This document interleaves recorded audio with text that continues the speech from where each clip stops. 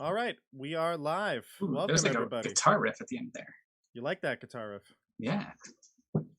The same one It's like every week. Yeah. Welcome back to Tabletop Bob. My name is Bob. I'll be your dungeon master for tonight. I have my lovely group here for Icewind Dale, Rime of the Frostmaiden, episode 30, everybody. You excited? I'm 30. Wow. Yeah. That's we did it, guys. Yep. Done. Game over. That's actually kind of 30's crazy. max. So, well, we're going to go around, introduce the group in just a moment. If this is your first time watching, this is Tabletop Bob. This is my creative outlet for Dungeons and Dragons. We have been running this campaign, as you can see, for 30 plus weeks. We are at a very important part of the campaign. The group is headed to ZEEROCKS fortress. So we're going to jump right in, introduce the group. Don't forget to like, subscribe, and hit the bell icon for notifications on YouTube, and follow us on Twitch. Let's start. We're going to go left to right here. Let's go with Joey. Hi, I'm playing Rogal, Dragonborn Paladin, who typically tries to solve his problems non-violently, but winds up in violent situations all the time. Very violent sometimes. Very violent. So much violence. And then we'll go to the person who loves violence, CJ. Greetings. My name is ZEEROCKS, the Goblin, and I'm just kind of hanging out with these guys for a little bit because they found me in the mountains, and I was trying to get my friend to escape. His name is Spellix, and I was trying to get him out, but then these guys just roped him back in, and now he's stuck with them, and I gotta stick around to make sure that Spellix is safe because they just took him, and they're just holding him hostage for whatever reason. I'm a goblin, though, and my name's ZEEROCKS. Are you a friend to anyone, ZEEROCKS? No, I am just a goblin and just hanging out with these guys. I like to follow around guys that are a lot stronger than me. That's why that guy that just talked, I was hanging out with him because he's really strong. These strong guys. I like strong strong guys to hang out with them. You like strong guys? Yeah, strong people. Yeah. Well, people with lots of strengths. You did find a group of strong gentlemen here. Yes, and as great. Well as you also have Elias. So, I am Elias Dawnstrider, cleric of Lathander. I am strong in body and faith, so doubly strong, and not at all insane, I will say. I have spoken to 2 gods, and I'm still completely sane. That's actually true. It would honestly, if there's anyone in this group that's going to go insane, it would be Elias. Although I just realized I skipped Stefano. So Stefano, go ahead. Hey guys, I am playing Julius Valerian, your Eladrin elf, blade-singing wizard, skeptic of the 10 towns, lover of all things Chardolin. That's right, and you have 2 new Chardolin blades. Friend to Chardolin. We'll just say that CJ, you are normally Edmund Brycene. Edmund Brycene, friends to elf and man. Wink. But as you were approaching the ZEEROCKS fortress, that crystal that you had collected at the Tourmaline mine kind of pulsated in your bag, was giving you a massive headache, and then eventually a surge of energy caused you to faint, pass out, and you've been unconscious for the last, half hour or so when you were attacked by ZEEROCKS and his goblin friends. So now we've got ZEEROCKS with the group, and I will say CJ on his channel, CJ Does, which I always link to the description on YouTube, and that'll be there at the end of this stream too. CJ actually has a special video explaining ZEEROCKS's character, correct, CJ? Yes, it's a small video on his character sheet, just kind of walks through what he does and what he is and how he works as a goblin ranger in D&D. And if you're in the chat right now, I just put the link there, and again, that will be on YouTube as well in the description. All right. So is everyone excited? Ready to go? I also did not narrate it in the entire video in his voice, which I probably should have done. But Well, then everybody give it a like give it a or dislike. Dislike. Thumbs down. But Don't subscribe I- to his channel. just so that I have to redo. Do not the whole share. thing. Do not subscribe. Do not like. share. Absolutely do not. Don't Yeah. smash the bell. Actively. All right. Ready to Also, jump in? go ahead. I spoke to everyone's mothers after last week when I told them all to call their mothers, and they were very happy that you all called their mothers. Very. We're just keeping everybody honest here. Okay. Yes. Mhm. All right. Here we go. Icewind Dale. Okay. So last we left the characters, we were in the mountains, the Spine of the World Mountains, and we were approaching a strange vessel. It's hard to tell what this was. Was this a creature? It did have a door in the back and some sort of ballista that you had seen. So it's hard to tell what this exactly was.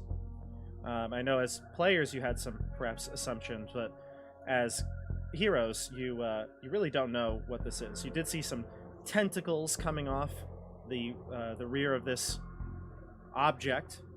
Again, and I'm putting on the roll 20 here. I'm pointing out there was a strange ballista. Didn't have any ammunition or bolts or anything in it. It was also frozen over pretty badly. But there was a set of double doors here that, as you approached, kind of touched the door, it lifted up to allow you passage. And I think that's where we left, correct? Yes. Correct. Okay. All right. So I'm going to... where is everybody's tokens? I see a lot of... Oh, they're over here. Okay. Move your character's tokens to the back where you fought the carrion crawlers. What, out of the... So outside of the ship. Yeah, or you can... I'll move you into the ship. If you Okay. can't. I don't know if you can. I only see a couple of tokens here.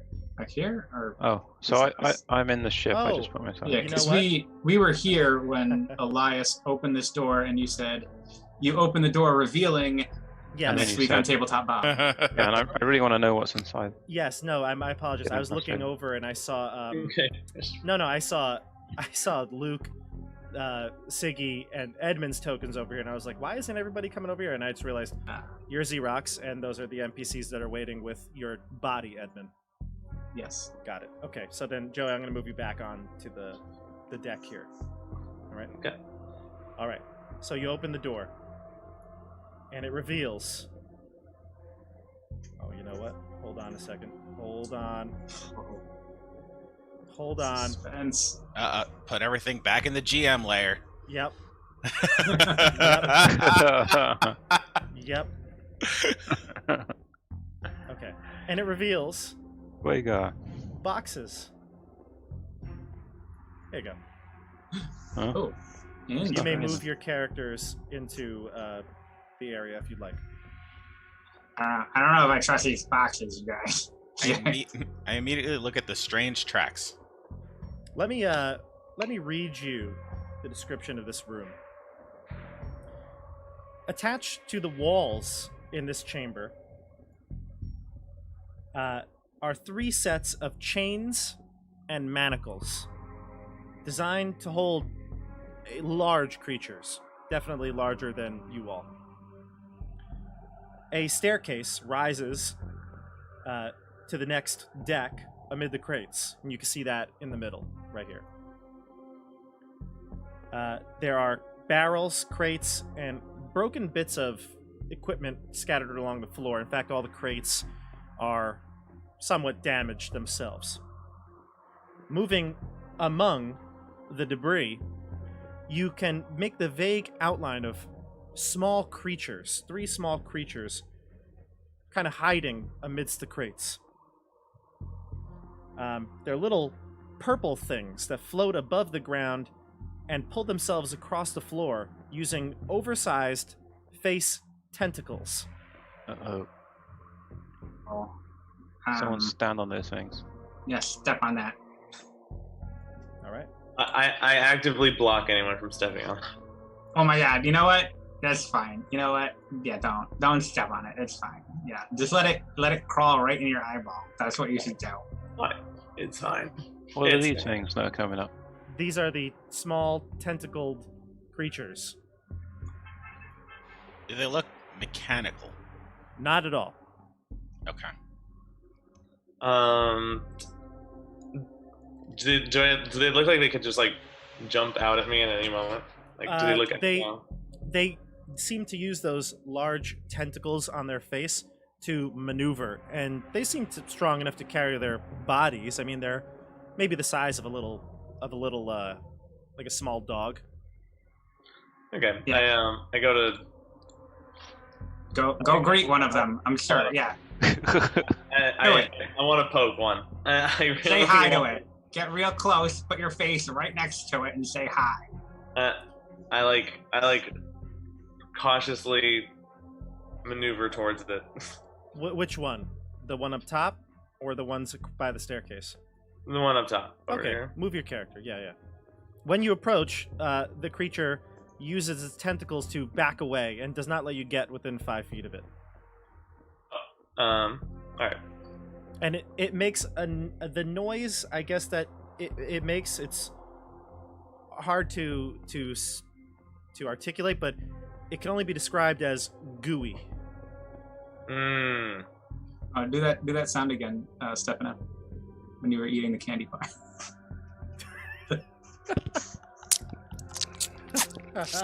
Oh.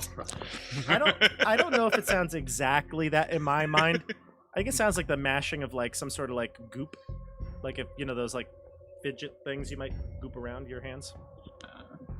But I guess close enough. Yeah, goop.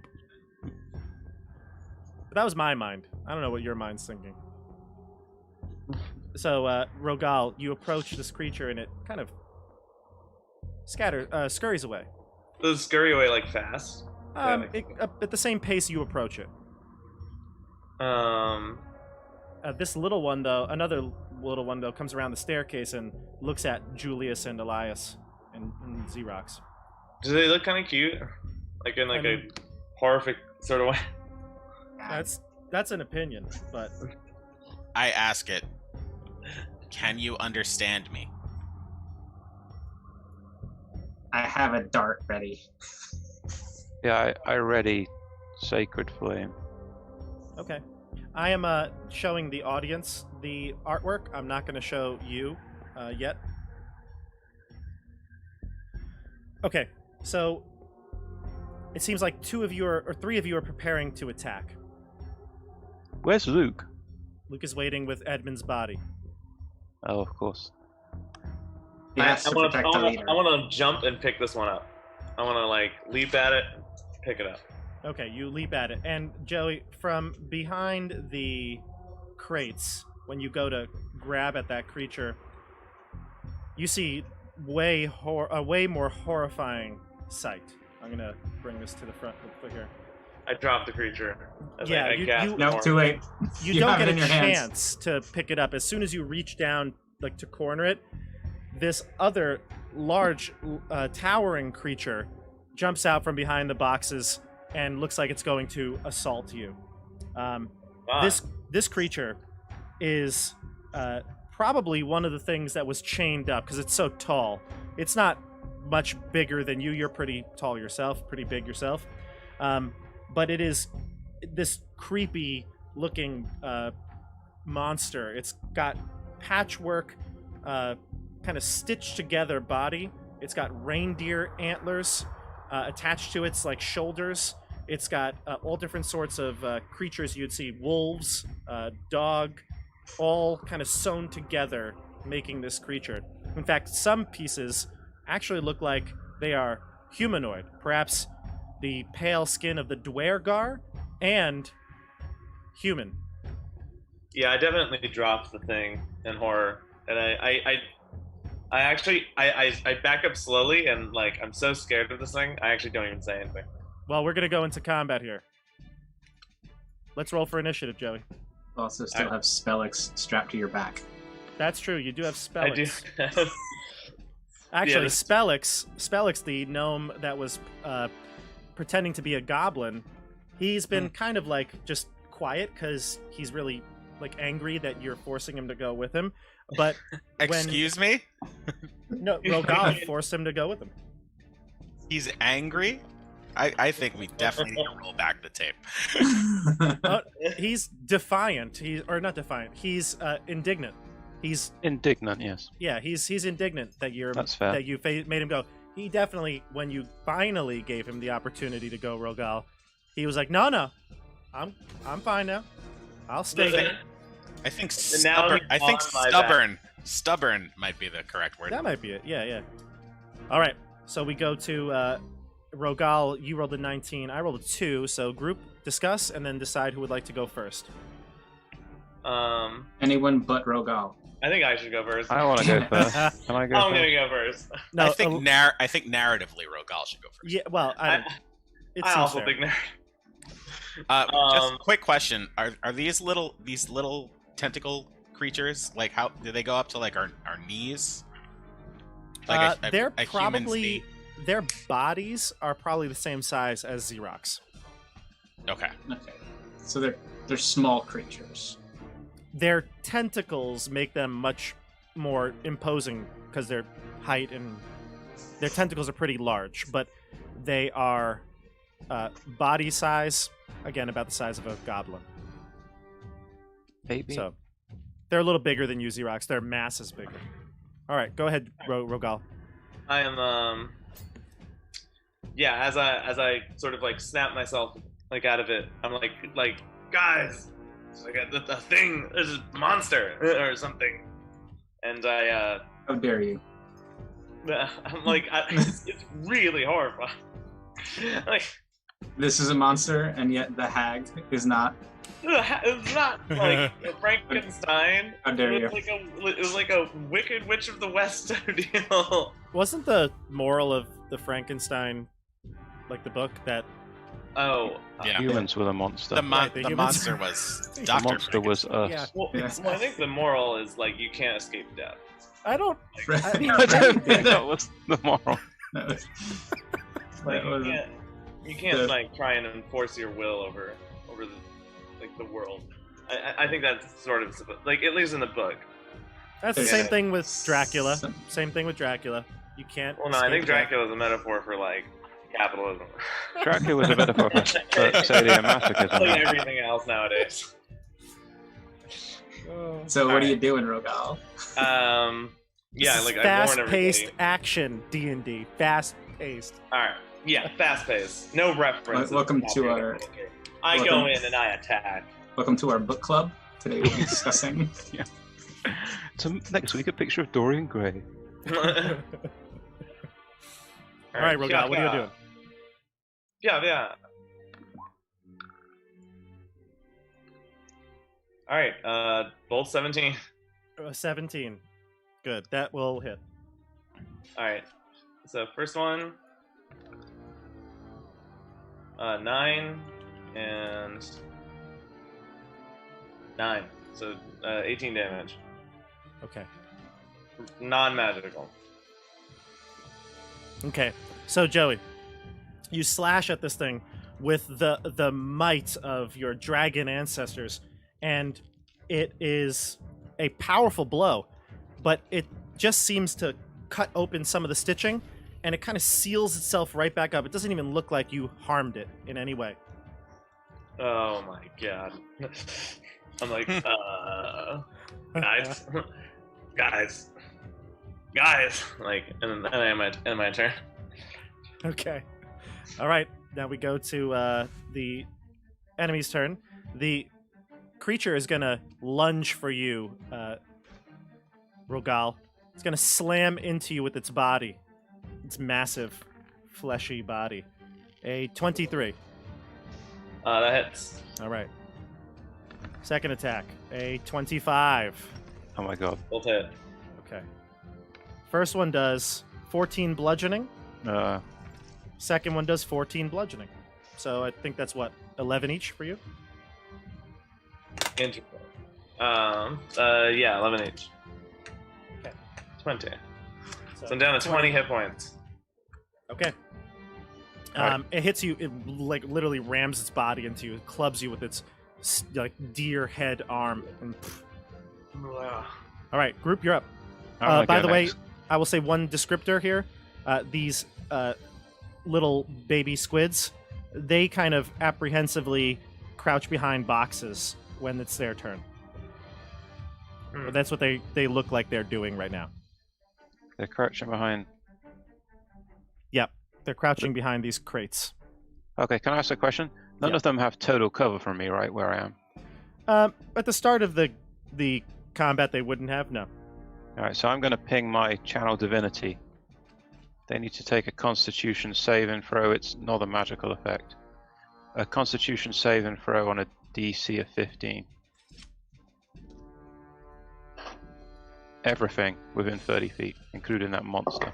What's this type of action? What is it? The It's like effect? It's a Channel Divinity. It's Does it frighten them? Are you trying to? no, it makes them take damage, Oh, okay, radiant damage. gotcha. I'm trying to kill them. Going to kill. All right, so I think they're all gonna fail. Your DC is probably what, 14, 15. 15? They all fail. So, and it's the creature as well, the golem, whatever I it's did, the golem yep, thing. Oh. yep.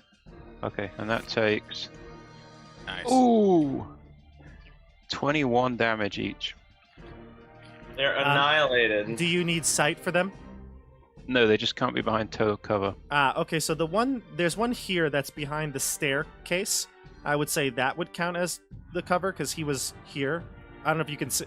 Your sight might be hard for me to tell what you can see. Wait, Let me- hold on. Are they enemies? Yeah, now. Let's see here. Oh, okay, so you can see there's no thing.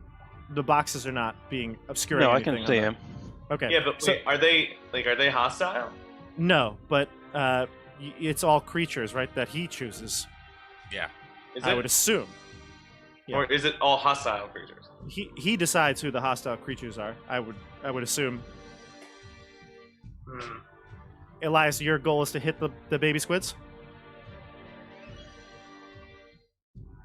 Elias? I think. Uh-oh. He just texted me. He said yes. Okay, stand by for a... Just- oh, there he is. Nope, he's not back yet. Okay, I don't well, know. let's Text me. hope. Let's hope he gets Um, back. I'm going to say, though, that this one, which is behind the stairwell, that is going to be the total cover. So you can't see him. But, oh, there he Awesome. goes. There he goes. There he goes. All right. We'll get Andrew back here, and we'll resolve this channel divinity in just a moment.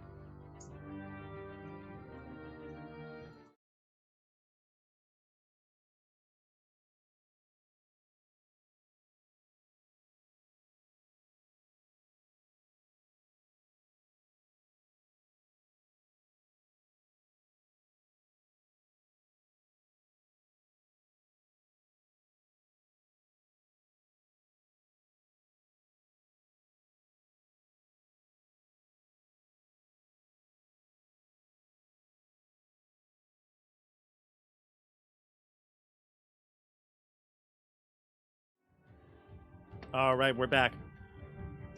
We got Andrew back here. So, Andrew, just to clarify, your last action was to cast perform your channel divinity, which is going to blast the creatures in the room. As long as they don't have total cover, like as long as you can see them, you'll do the damage to them. Yeah, just as a creature that has total cover from you is not affected. Gotcha. Okay, I I'm think going to it's say not a that. case of seeing them, it's a case of a wave of power given to me by the gods washes over them. Gotcha. So I think okay. it affects invisible stuff as well. Sure. So I'm going to say that this little baby one, because it's behind the staircase, it is going to be in total cover. But everything else you can see, over the crates. They're not. The height is not the same as a person. So you can see everyone except for this one. So All right. this one, what type of damage does it do? Radiant. Radiant. So you basically it sears through these people, right? Okay. Yeah. So this one They dies. can't stand the holy light. This one dies, and this one dies. So one to the north, one to the south dies. The one behind the stairwell in the center of the room is okay, and the creature that's fighting Rogal takes 16. Okay. No, 16 plus 5 is 21. Oh, gotcha. All right. So that is the end of your turn, correct? I guess I could move. Yeah, go for it. I'll move over here to get a better view of what's going on. Sure. All right, and then we go to the creatures.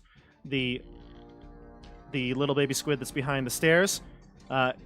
Its eyes widen with horror, and it runs to hide behind these barrels here. So it's gonna jump behind these barrels. All right, we go to the group. Kill that one behind the barrels. Don't kill them. Can I, if I go, the first thing I'd want to do is, I want to see if the large abomination is affected in any way by the death of these creatures. It doesn't seem to notice.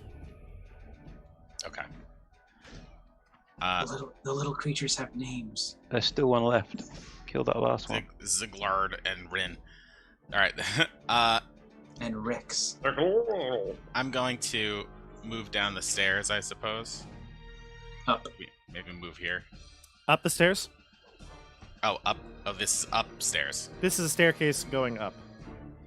Okay. So, because I want to be on the same level as this creature right here. This creature is in the room. It's just hiding behind the barrels. Right. Oh. Oh, okay. So then I want to move around the stairs and be on the same level as the creature. You are. Okay. And just I'm to gonna clarify, cast this stairwell goes up to another map. got it. Okay. This is all the same level. Okay. Gotcha.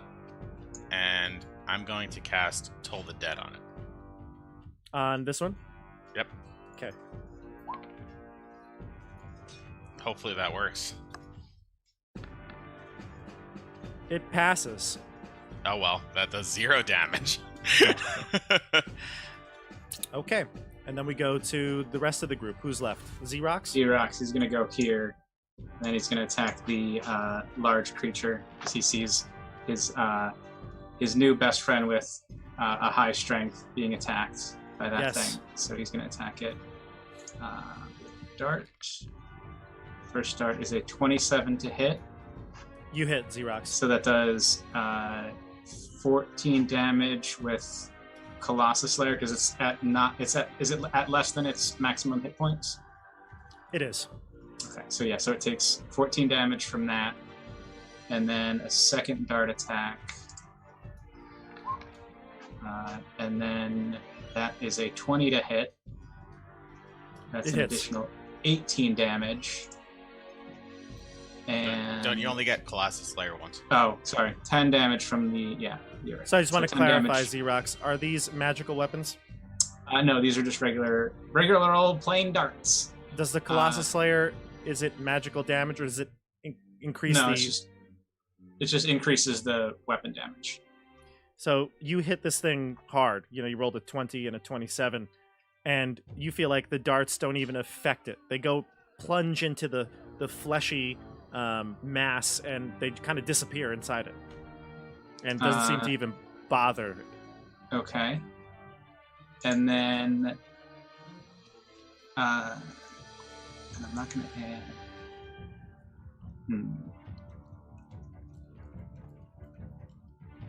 How does What am I gonna ZEEROCKS do? react to seeing this Yeah, creature? he sees this and he's like, guys, the regular weapons aren't working on that thing. And then... I think he's just gonna do that. He's just gonna do the 2 regular dart attacks. He's not gonna add anything else. Okay. All right. Thank you, ZEEROCKS. Any other actions? No. Okay. All right. That's the end of the round. We are going to roll for initiative. Why don't we go to ZEEROCKS this time? Okay. I've gotten an 11. 2. You got a 2. We did it.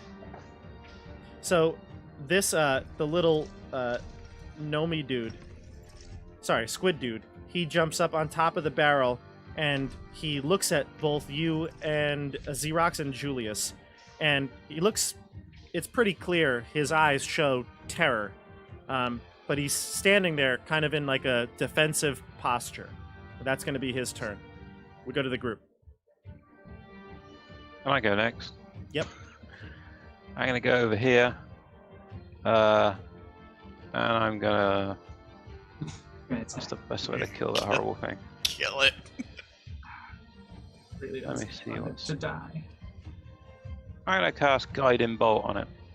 All right, so Andrew, before you go, it's ready to action. Will go off. I need you, ZEEROCKS, and Julius to give me intelligence saving throws. Cool. Oh,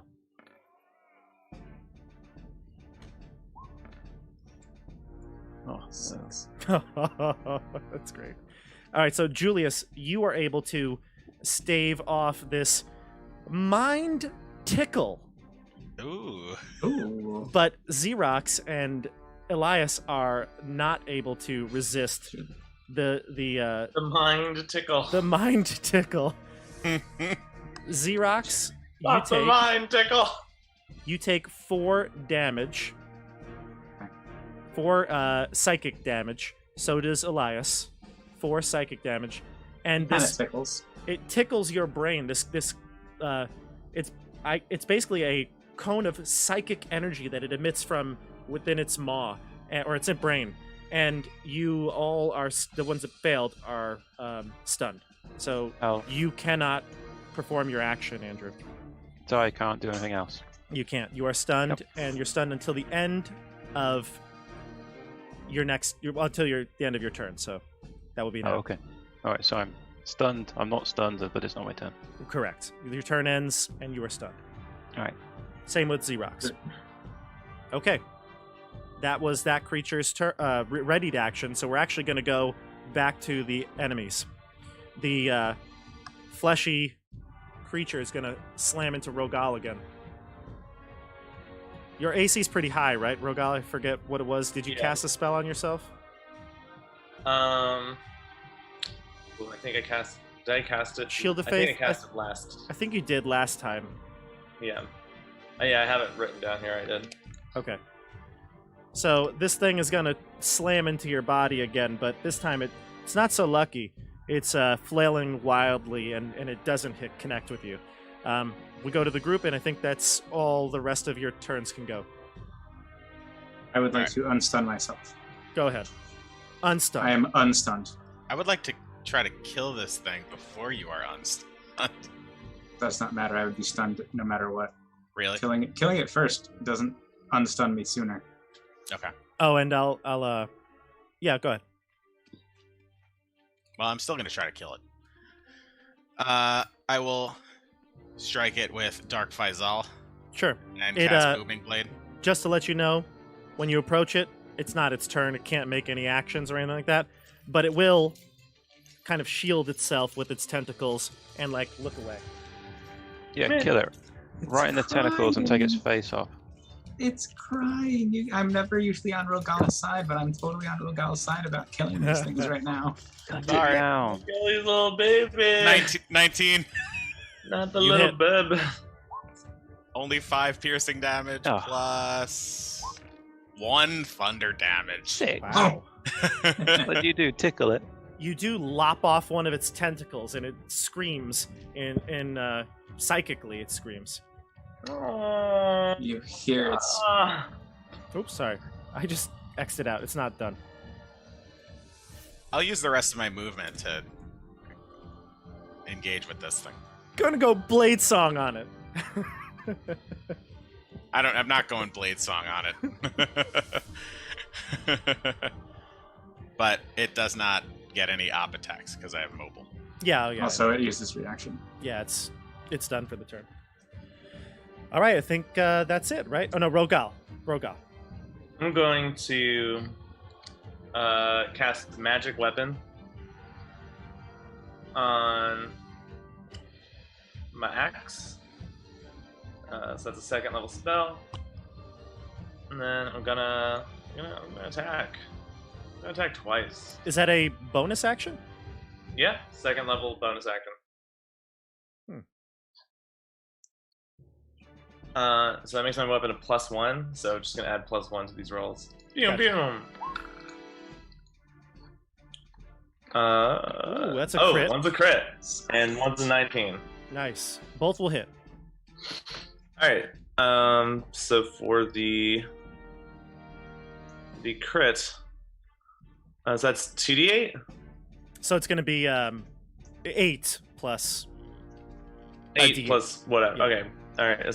So here's the crits. So 2 plus 7. 8. So 8. It would be So 15 9. and 17.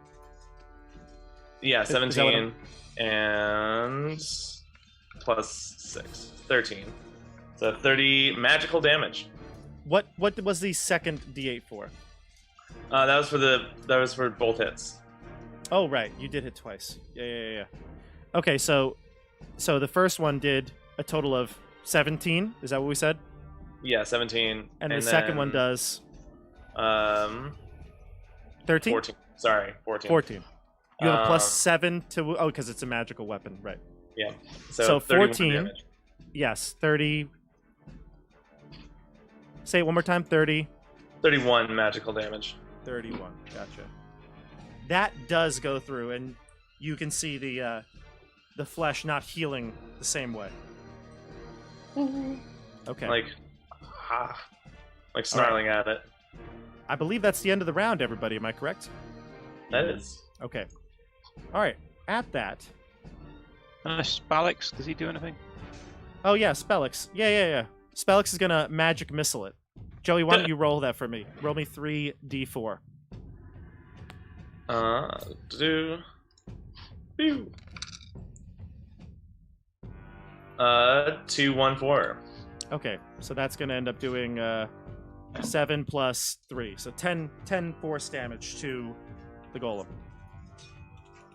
Okay, so heal magic missile. And the first round, he was a little too scared, so he didn't do anything. But now he's fine. All right, at the end of the second round... At the end of the second round, you see a different creature come down, similar looking to the baby squids. This one is... What's that? Sorry, I just... to the baby squids. Oh, sorry. I know. Rogal, you don't like to kill the babies. I don't like killing babies. So, The babies. so this creature walks down or runs down the steps, seemingly in a frantic hurry, and it runs right up to you, Elias. It does have some strange object in its hand. You can't tell. It's made of some sort of metal. It kind of looks like perhaps a hand crossbow, except made of all metal. And it runs up to you, and it waves its hands, one with the crossbow in it and the other with it's empty, and it waves at you like this, and it's speaking to you in some sort of goopy way. You can't understand it quite. What does it look like? It looks similar to the baby squids, except it's a little bit taller. It doesn't have as much tentacly mouth. It's a little bit smaller tentacles, but it does resemble the squid. It's purplish hue, skin, the same exact thing. I'll show you a picture of it, actually. Is it speaking out loud? It's making a goopy sound. Yes, it looks like it's trying to communicate. Would comprehend languages work on this? Yeah. So I have that. Okay. You have that cast? I said last time I was literally ritualing He it did, every actually, time.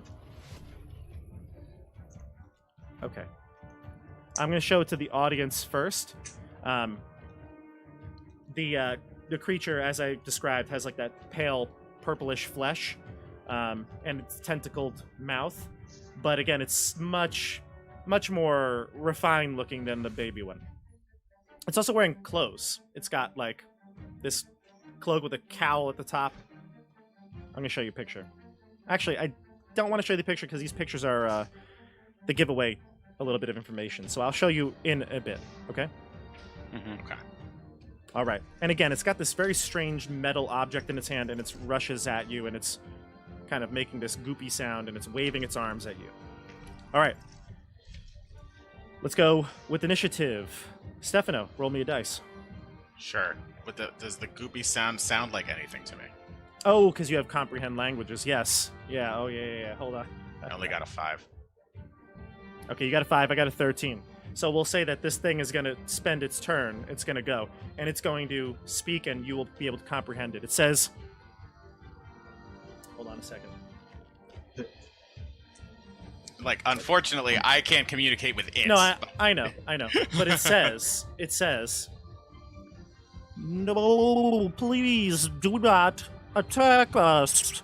We mean you no harm. Yo, stop. Fucking knew it.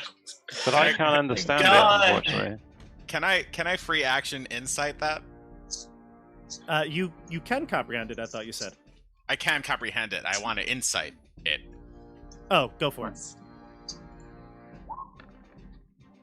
17. He does seem to have a hand crossbow in his hand, and he's not using it, so that might be a sign that he's like,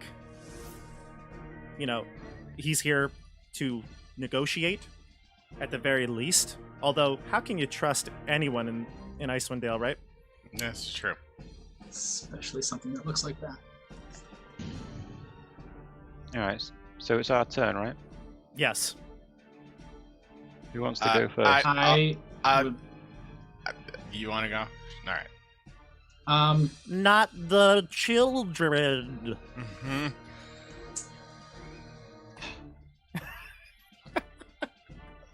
Stefano, you go first. All right, I'm going first, and I'm going to shout to the party. This thing is telling us it's not going to hurt us, but this golem thing needs to go down. So, I'm going to cast Toll the Dead on the golem. Sure.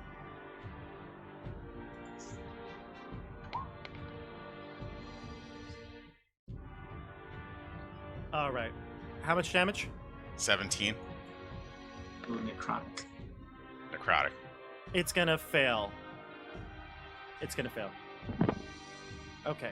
And it does go through. Interesting. What was the damage? 17. Jeez. 2d12. Pretty high. Sick. Okay, good. All right. So this thing's falling apart. You're decaying it. All the seams of the different creatures that are sewn together are falling apart. It goes. It's going to slam one time into Julius and one time into Rogal. Julius, 21. Shield.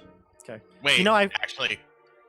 actually 21 will still match with shield, so I'm not Oh, okay. Well, I have to get better at this. I have to say it hits you. Yeah. Yeah, I forget. All right. Rogal. It's going to hit you. Oh, no, it's going to miss you, Rogal. Sorry, I apologize. I got too excited. It's going to miss you, but it is going to hit Julius. Julius, you take 15 bludgeoning damage. Okay. All right. As you get whacked in the head with like a wolf leg. All right, group, you're up. How many more things have to go on their side? That's it. Okay. What about the little baby thing? The baby thing is tending to its lopped off tentacle. It's not in any condition to fight. I would like to tell Spellix. Can Spellix do the cool thing that he and I plan to do, which is because he would be too close to that thing to do like a ranged. He has firebolt, right? He does. Mm-hmm. Okay. That's why I used magic missile before. Right. So I tell Spellix to do the cool thing that we planned, and that's basically him shooting me with firebolt. Sure. So he's gonna shoot me with firebolt. Yeah, we'll just say that he can go right now with you. Yeah. Okay. So he's gonna shoot me with firebolt. Roll like a firebolt. Who can he roll a firebolt? Because I'm going to. He says though, "Are you sure?" Do it. We've planned on doing this the whole time. But we didn't practice it. This is what we do. I only have known you Just for a do few it. days. Hit me. All right. Why don't we have, for the dramatic effect of it, let's have Rogal roll a d20 because he's attached to you. Okay. Phew. A 4. Oh, He goes, all right, buddy, here it comes. he missed. Coming. And he misses. All right, never mind. I guess Although, you know what? You're kind of like what do you were I'm letting like him hit you? letting him hit me. So I'd say he does hit you because all he would really Okay. need is like a 10. All right, so then I'm gonna Right? cast. Am I Yeah. right or am I crazy? That sounds need fair. to- Maybe he gets advantage. Yeah, you can give him advantage. Yeah, give him advantage. Fine. Roll again, Rogal. He needs to hit me. He needs to I'll- try pretty hard to hit me. He Ooh, gets Oh, a there you go. 16. 16 still technically misses, but Ah! What would Give it it- have done? And I could tell you what it might do.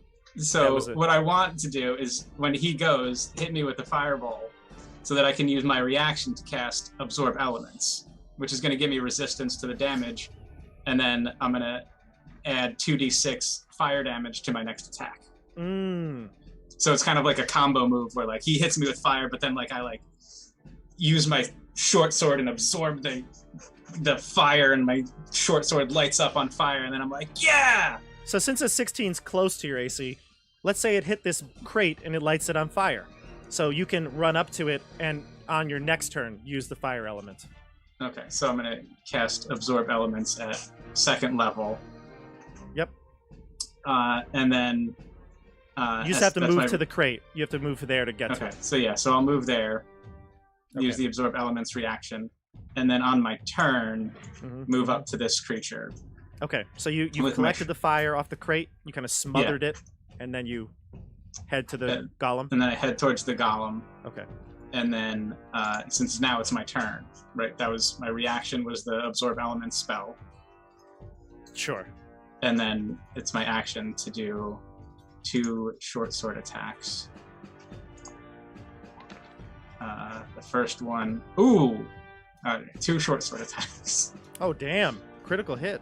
Well, Critical. Your short, Unfortunately, yeah, your short sword attacks don't do anything. although the other thing I can do on my action is bonus action Zephyr Strike. And that'll be so because the first attack with the Absorb Elements adds 6 fire damage plus 7 damage, so 13 piercing, or 6 piercing, 1 for Colossus Slayer, and 6 fire damage. The fire is going to do double damage to this creature, so you are going to KO it. Okay. It burns into a pile of flesh on the ground. Smell is putrid. Oh, that's gross. It All right. stinks. But But I got it, you guys. Yeah, and at that, the reaction of the creature that walked down the stairs, Elias, you see it clearly. He looks to see that the golem goes down, and he goes, "It is fine. Destroy the golem, but leave the children, please." My God. And I look at Julius and go, I did it. I got this thing. You wanted me to kill the thing, so I got it for you. It's no problem. It's just what I do because I'm really good at stuff. All right, everybody. So, unless you would like to attack, there's no response from the squid-like people. Whose turn it? Who's left to go? I believe You you, are. Elias.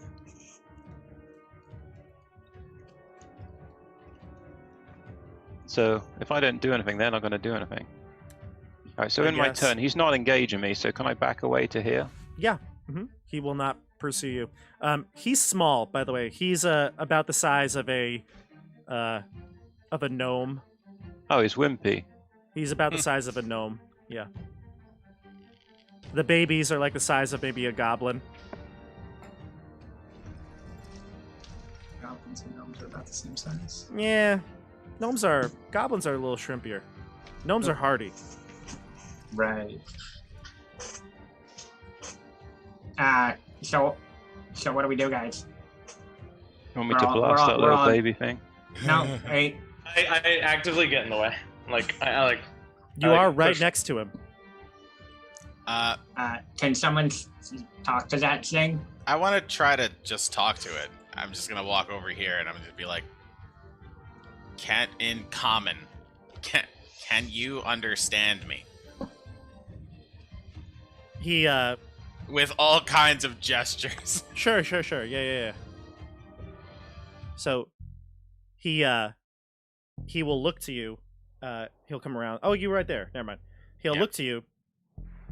He'll like reach to his head and then like nod and says, "Yes, I can understand you. You can understand me." I can. I practiced this. This makes All me so week. happy.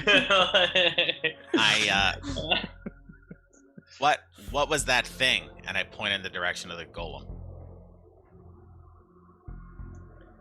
It is our guardian. It has been feasting on the flesh of your creatures. Our creatures? Yes, the ones with the protrusions on their head. You probably would be able to infer he means Reindeer. like the reindeer. Yeah. Okay. Xerox just kind of like starts wandering away. And Oh, looking at ZEEROCKS, I am so these glad. doors. Wait, I am so glad you are going towards those doors, ZEEROCKS. Just start heading ZEEROCKS, towards the these doors. aren't doors that you would not consider these doors. They are fleshy sphincters. Oh, gross. I still kind of want to touch it though. Sure. ZEEROCKS, when you touch one of the doors, almost in like a stunned manner, the sphincter is opened, almost like as if you tickled it. Stop. Is that's what it says in the book? That is word for word what it says in the book. What do I see inside of the sphincter? Let me explain. You're gonna get sucked into it. So- It's gonna be so much fun. You tickle the sphincter and it opens up, and inside yeah, inside. No. Hold on. I'm just gonna change the GM overlay here. Inside, these are small. There are four. Well, there's 4 rooms, but inside this one, it's a small 5-foot diameter, crimson, semi-translucent crystal sphere in a low stand. I'm gonna show you what it looks like here. I have to just move the door. Okay, you can see now. All right. Oh, yeah. All right. Each sphere is in some sort of glass pod. I'm gonna let Julius continue to talk to the creature. You come out of the sphincter? No, I'm still there. I'm letting Julius continue talking to the creature. Okay. Because the sphincter like looks like it wants to close, but if you're in the area of it, it kind of like closes on you a little bit, but then widens again. And I guess I'll kind of. Okay, so when you leave, it closes back up. All right, Julius, go ahead. Who are you, and what is this place? I am Dredavex. You are on the Id Ascendant, our ship. That's the name of the last episode. And this episode. Roll credits. I'm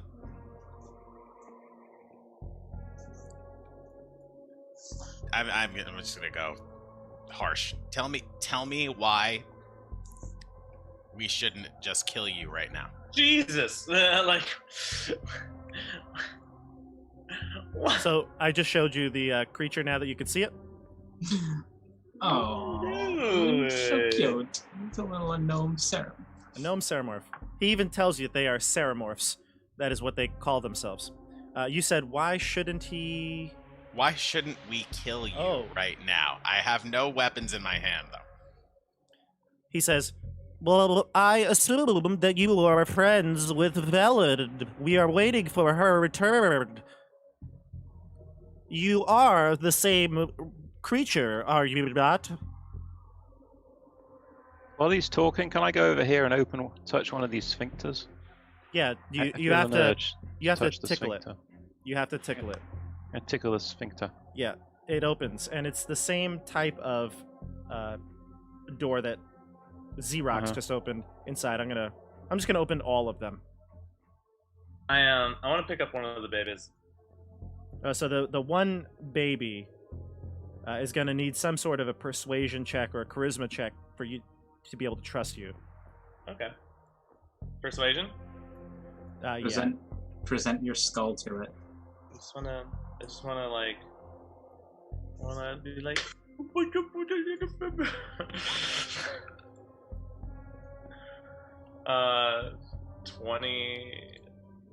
22. Sure. It seems like you are, although you're pretty large and imposing, you haven't attacked it, and you did try to perhaps reach out towards the other one at the beginning. So it will let you reach out and grab it, but it seems to be worried more about its cut off tentacle. I put it. Oh. I cast Lay on Hands. I cast What? 5 whole points of Lay on Hands. Those could be used for us, Nope. not the super evil things. Nope. Has You he do heal ever Wow. used them to help us? No. You do heal the baby squid's tentacle. It's not going to replace this tentacle, but it does close the wound up. What are these crystals? And then I snuggle with it. Is it like a gooey crystal or like a hard crystal? It's a hard crystal. It's like a pinkish red crystal. It is in like a vat.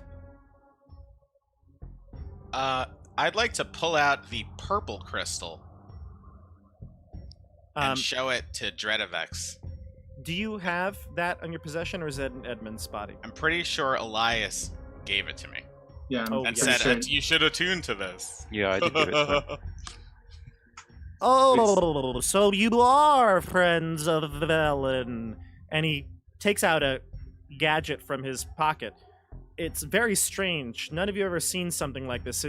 It looks almost like metal, but perhaps it's not. You've never seen this metal before, or this object before. It's small and rectangular, and has many small little red things that you can. It looks like he's depressing as he is kind of taking it out and pushing his finger into these little buttons. And cell phone?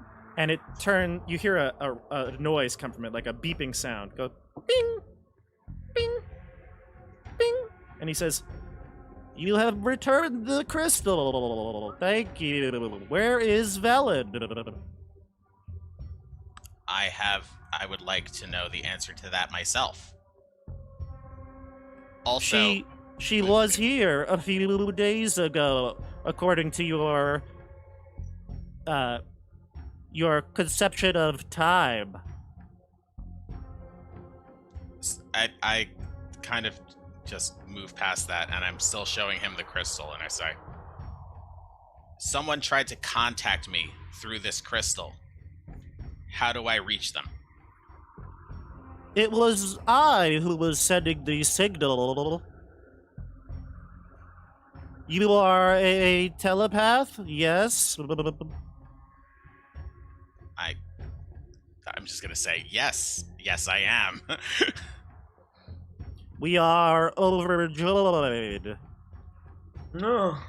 Where is the young woman that was being carried away? Who? The crystal. I'm talking about. Elias got an image of a woman Help, saying, Julius, "Julius, help help." me." That's what I'm bird-like asking. thing. That's what I'm asking about. Mm-hmm. I want to know how I can contact her. I walk into the conversation with a baby squid on my head. Oh yeah, definitely put it on your head. That's the best place. for it. On my head. So Joey, you like put it on your shoulders. It's like, yeah. Yeah, like it crawls onto my. It crawls onto your head. Yep. And in fact, it starts to like kind of give you a big hug with the tentacles. I'm like, oh. Yeah. Yeah. I like pet it. I You go pet it. take- Joey,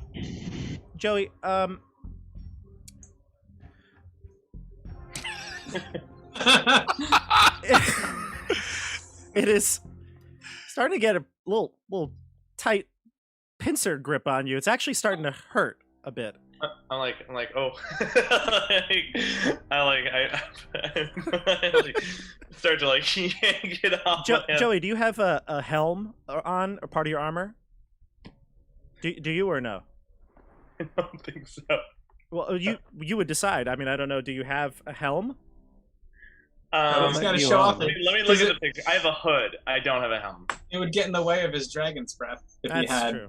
Yeah. Yeah, I don't have a helmet. I did not ever envision the character having a helmet. right, Many so- does lay on hands point. He My- did not. He did die. not. He said he picked the thing up and put it on his head, not He on did not his, say on his hand. not on his hood. He or did say on his helm. head. Yeah, he did say on his head. It's He said okay. head. The hood is. He took. hood is- He said, "I took my helmet off I like and put it on." as it gets tighter, I like try to yank it off. He puts the baby mind flayer on his head. The baby intellect hour. So the grip is tightening, kind of like a anaconda, like kind of tightening its grip, and you try to kind of get the baby off, but it's not coming off. I like bend over to what's his name? Well, Dreadovex, but you only person who's been communicating is Stefano. I like non-verbally communicate to help him. Oh, Bend over and I bump him with the he baby. says, "No, shh, little one," and he takes out like a little it looks like a baton, but it has another one of those red buttons on it, and he pushes it, and this like almost inaudible noise, like you could barely hear it. Rogal, actually, what's your intelligence, Rogal? Excuse me? No.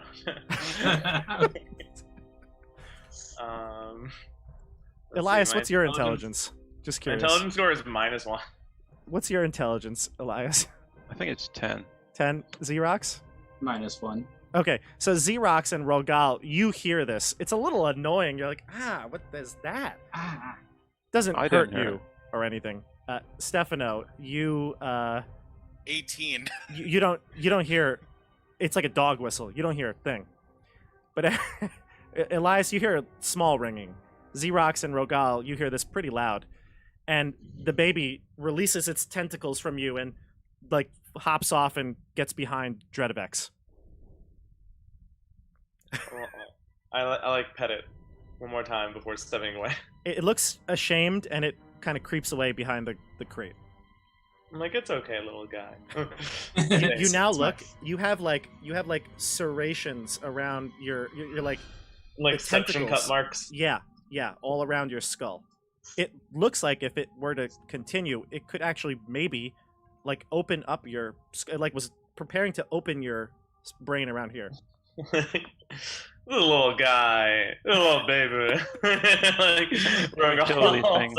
You got like lacerations right here. Before we were interrupted by my friend here, I was saying that a young woman tried to contact me using this crystal. Do you know how I can get in touch with her? Oh, the one that valid. Perhaps. I don't think I know the answer to that. Yeah, you don't know. I guess you don't. I don't know. I think so. He looks over to the golem and he says, "We had an unfortunate mishap. Valid did not make her presence known before we could control our guardian." ZEEROCKS is just rummaging through crates. What happened to Velen? Velen was sympathetic to our cause. She returned to find her friends who had a power crystal. Can I try insight on that? Yep. 21. You don't know, but he did talk about the power crystal, so it's up to you. I have a feeling that insight is impossible on a mind flare.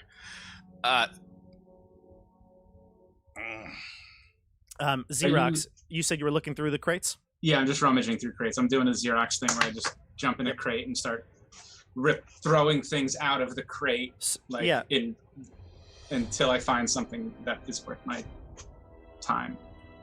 You find quite a few things. Most of the crates contain some sort of machinery.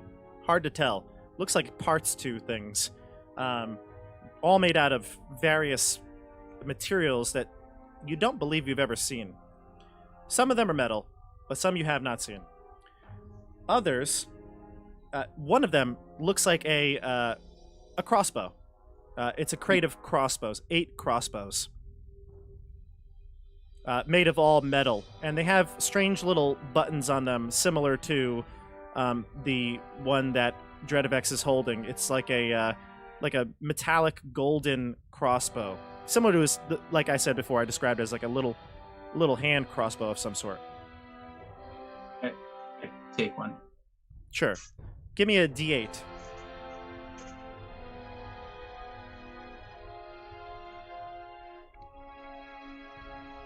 Okay. Okay. All right, so you take one out. Where do you put it? In my pouch. Are you trying to be secret? Keep this a secret? Yeah. Give me a stealth check, like please. the people that would be who would notice would be over here. These guys, I don't know what they would. These guys, I don't know what they would do. But so you're more looking to keep it away from. I'm definitely trying to keep it away from the fact that I'm stealing it from the mind flayers. But give me a stealth check. I was still getting myself 26. Okay. Okay. All right, so it doesn't seem to notice that you took the item.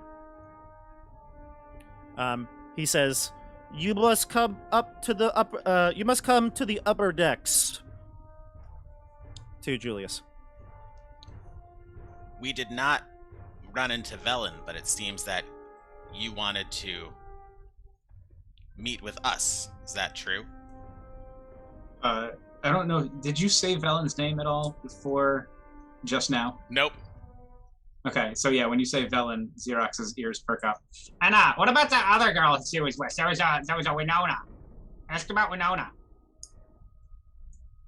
And do you know anything of Velen's companion, Winona?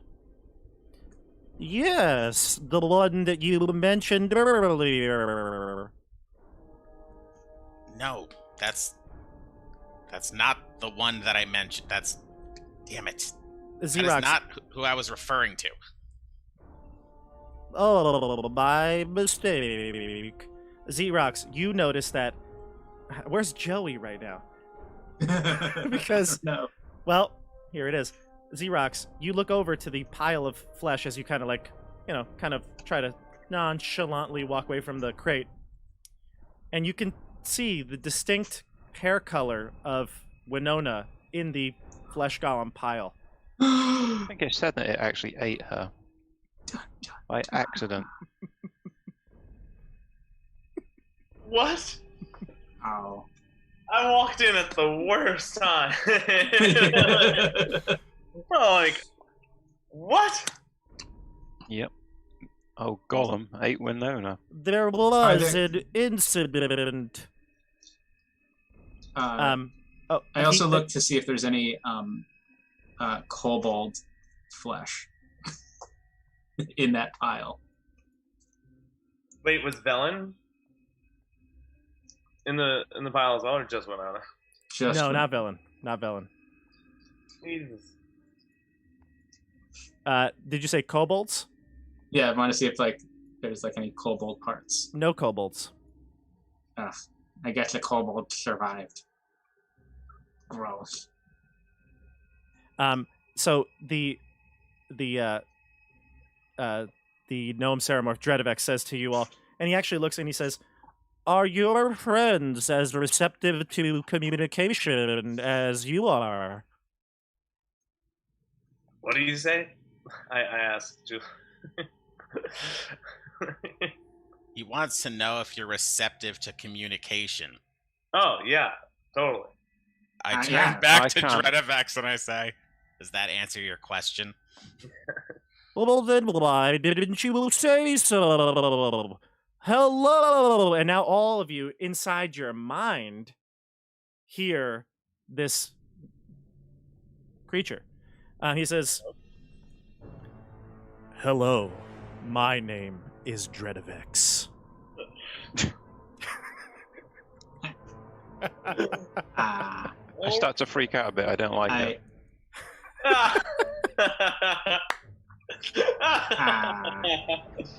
Oh, so this is how he hears himself, huh? Welcome to the Id Ascendant. Greetings. Now My you- name is ZEEROCKS the Goblin. Now you said that Velen was interested in your cause, or helpful to your cause, coming to find us for this. And I hold the crystal up. He really eyes widen. Yes, the crystal. It is our power source. We are stuck here. But to all of you else, you hear, yes, that is our power source. We need that to leave your home. I pick up Dredavex. I say, how- What? Please, please pick him up. unhand me. Okay. Stop just picking up every little creature you see. That's not cool, man. Like, listen, I pick up that's Xerox. not. And Xerox is about to pull out that gun and shoot you. I got that. I'm gonna ask how many of you are here on this ship? That's what I was about to ask.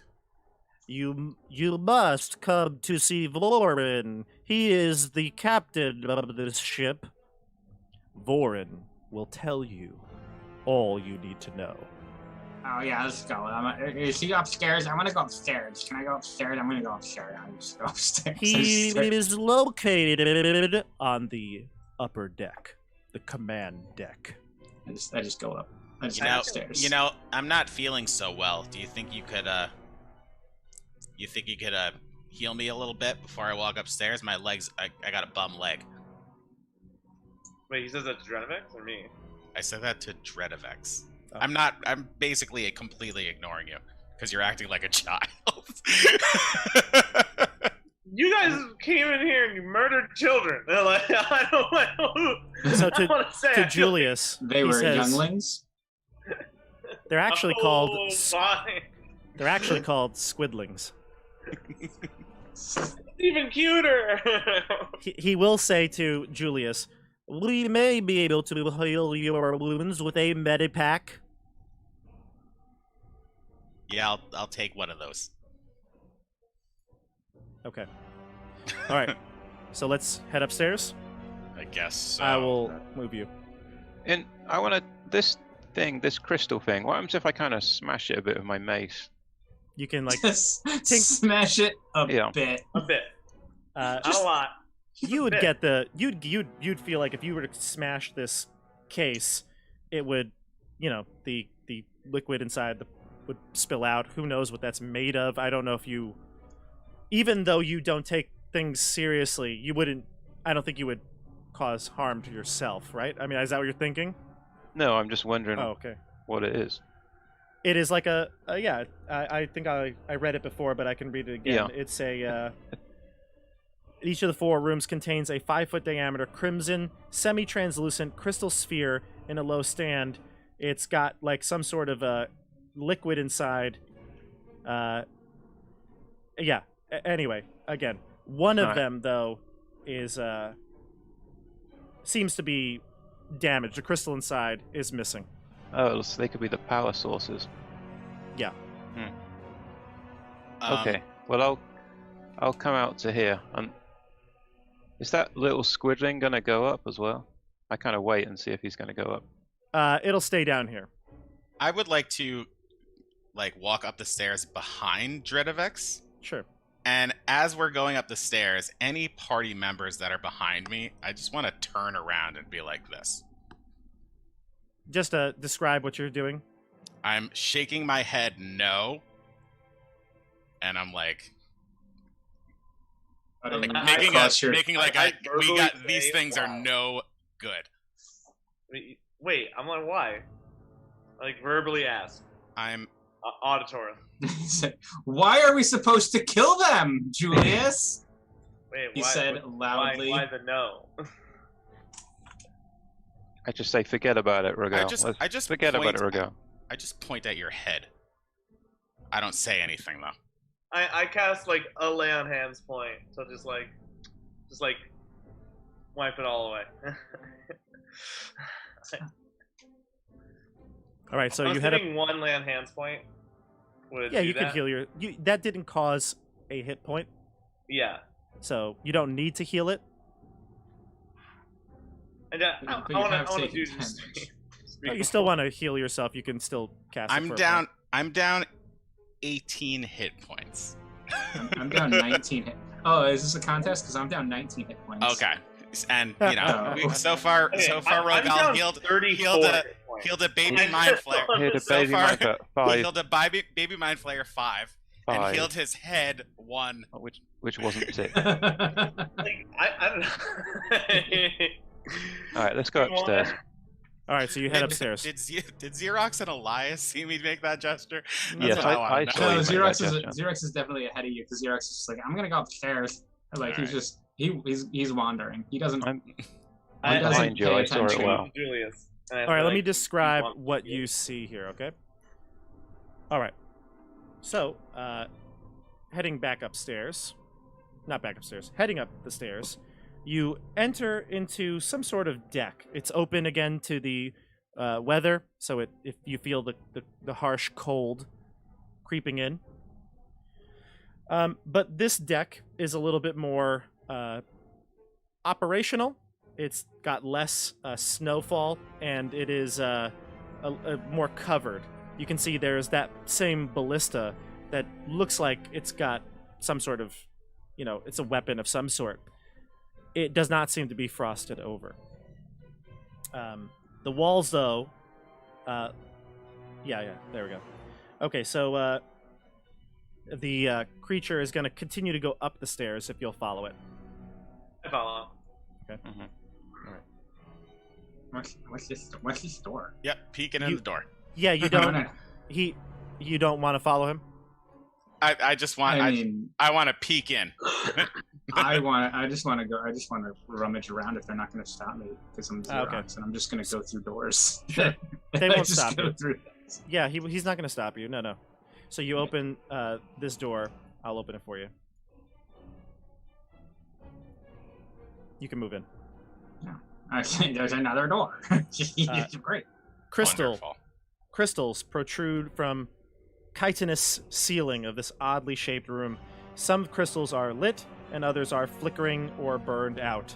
Plates of chitin have been pried loose from the walls in places, exposing cavities filled with tangled masses of black tubes. Scattered across the floor are unusual-looking tools, and Dredovex will motion to you and say in his telepathic voice, I have been doing maintenance on the ship. I have not been able to fix it yet. We need your crystal. We are pleased that you have showed up. I want to know if...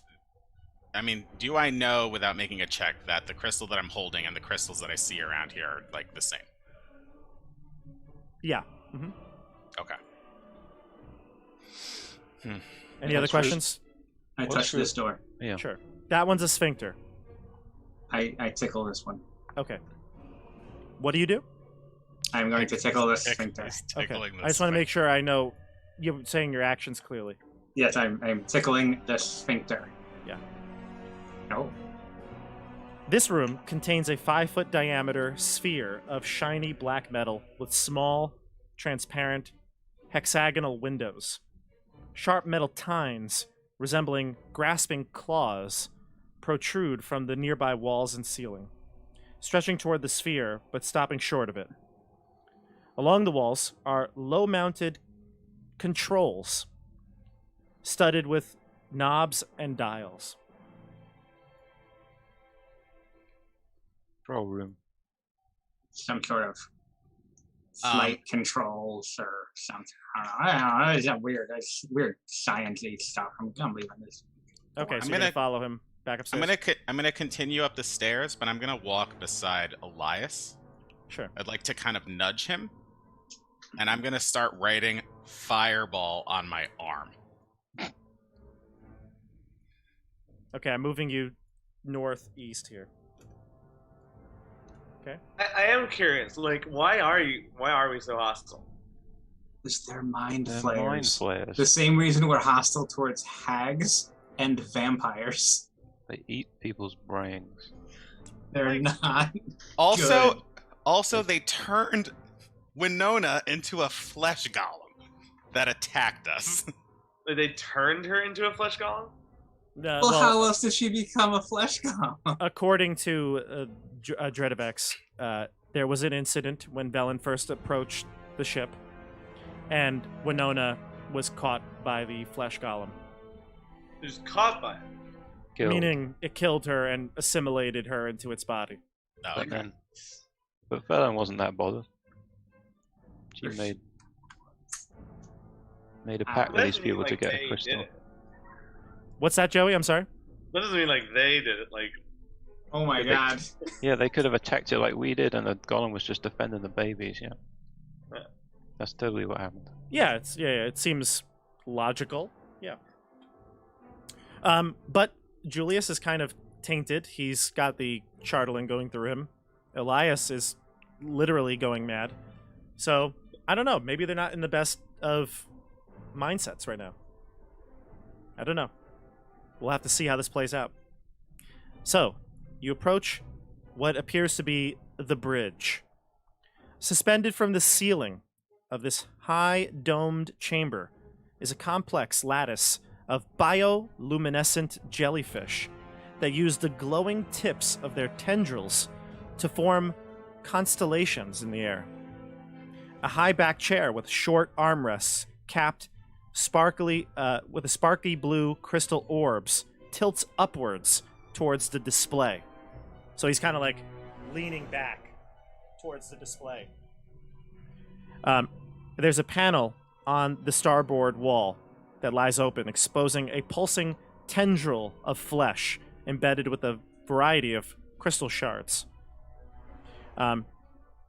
A very similar looking creature, a gnome ceramorph, seems to be the Vorin that they were talking about, that Dredavex was mentioning, is seated looking up at the constellations when you come in. He'll turn his chair to you. It kind of mechanically maneuvers itself and then swirls around to see you. Like we're on The Voice. And yeah, exactly. And he'll reach out telepathically to you all. Dredavex, are these Velen's companions? Have they returned? You guys know with the Valen? crystal? And then, Julius, you hear it again. Dredavex, we are in luck. We have the crystal. From Vorin. Yeah, That's what foreign sounds like. but then he, in his mind voice, that's what you all hear. Only Mhm. Julius has comprehend languages. Right. Greetings. My name is ZEEROCKS the Goblin. These are my companions, Julius and Elias and Rogal. He's the leader. So, we are here to discuss Valen. Where is she now? I was looking for her myself. I We was believe one of her that- companions. We believe that Velen was looking for you. We are surprised to see that she is not here. I am So- surprised as well. But you have returned with the crystal? We have a crystal, I think, and I kind of look over at Julius because I think he was the last one that had it. Why do you need this? We need it to power our ship. The Id Ascendant cannot take flight in its current state. You should probably address Rogal, the leader of the group. And where do you plan on going? We're going back home through the stars. That's beautiful. Oh my god. I want to that's say right. this guy has... Actually, I'm doing a bad job of it, but I want to say he has more of like a Captain Sisko voice. He's got this air of authority. Is that a door behind him? It is. It's a sphincter, I believe. Can I go and press the sphincter? He says... He holds his hand up to you to kind of stop you, unless you continue. No, I stop. Okay. What And, does he say? Well, he says... the observation deck is shut. The cold. We're trying to keep this ship alive. We want to keep Yeah. as many of the doors closed as possible. I'll back up to you and I'll say, so what will you give us for the crystal? Give us. I believe Velen... Did you not speak with Velen? We did not run into her. She did not tell us what you would give us for the crystal. Well, we do have, I believe, that you would be willing to trade for it. We have weapons below in our cargo hold. What is the nature of these weapons? They are laser rifles. What is this laser? Well, it's no rifle. What's a rifle? Ah, yes. I remember. You are more primitive. They're like your bolts and arrows, except they do significantly more damage. Hmm. He takes out the hand crossbow from his holster, and he kind of waves it around you. It's gold and shiny. And he says, I can display what it does for you. Please display. I'd like to see that. Xerox slowly starts reaching for his own.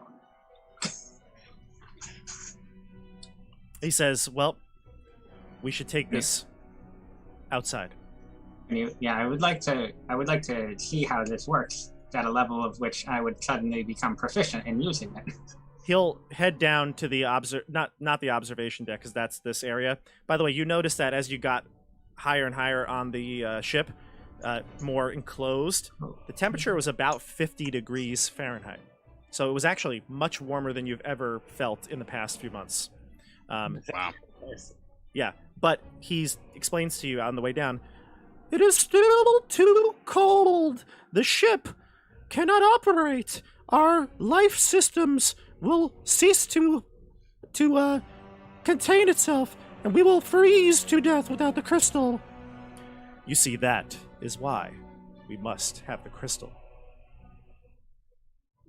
We will die without it.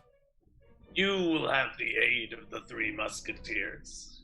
I'm not going to move you down below deck, but you get to the part that's open to the air, and he will pick a rock in the snow or whatever. He'll pick a target in the snow.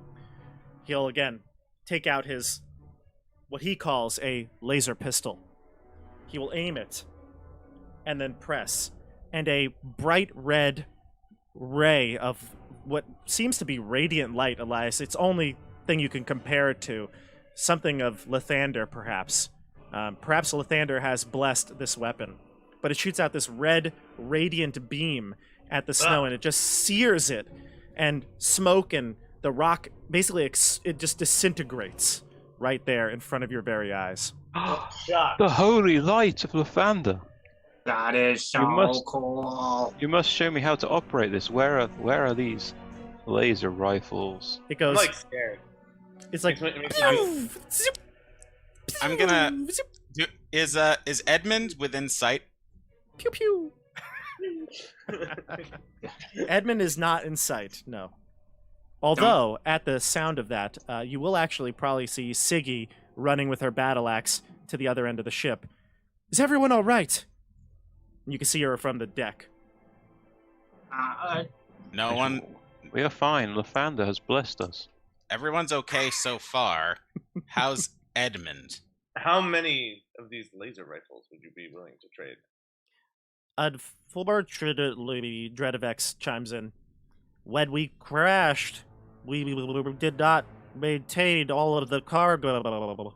And he opens up one of the crates down below, and it's the one that ZEEROCKS was rummaging through. And he says, "Oh, it appears some are missing, but here," and he hands you. They have 3 rifles that are not damaged. Unfortunately, ZEEROCKS, the one that you have, now that you notice it, you actually kind of took like half of the gun. It's disarray. I grab. I grab one. I get one. I grab one too. Dreadivex will give it to all of you, and he says, "They are not loaded right now." How do you load them? How'd you load them? They have something we call an energy cell. Where are those? Where They're are also those? in the box. ZEEROCKS, you thought they were also guns. Oh. Or you thought they were also weapons, but they are not. It looks like how many? it looks like a small rectangular box that looks like it gets inserted into the crossbow. I take one and I ram it into the crossbow. Oh, Where you do do not know how to do it though. You could be holding it upside down. I try and do it. I'm Yeah, like, you try to jam it, and he says, "But be careful with that. That is very powerful energy." Also, Can you- reach can for you one show of these us how to cubes. use How it? many of these boxes may we have? Unfortunately, this is our only box of weapons, but we did tell Velen that they could be hers. Oh no. The little. we will box. take them to Ortavelen for her. Oh, the little boxes? Yeah. What did you call them again? Energy cells. Yes. And NG cells. One of our companions has passed out. Is there anything you can do to help him? I'll be fine. It's fine. It's just good. You guys, We're you don't talking need to about the leave. energy cells right now. He's off. He's currently off the ship.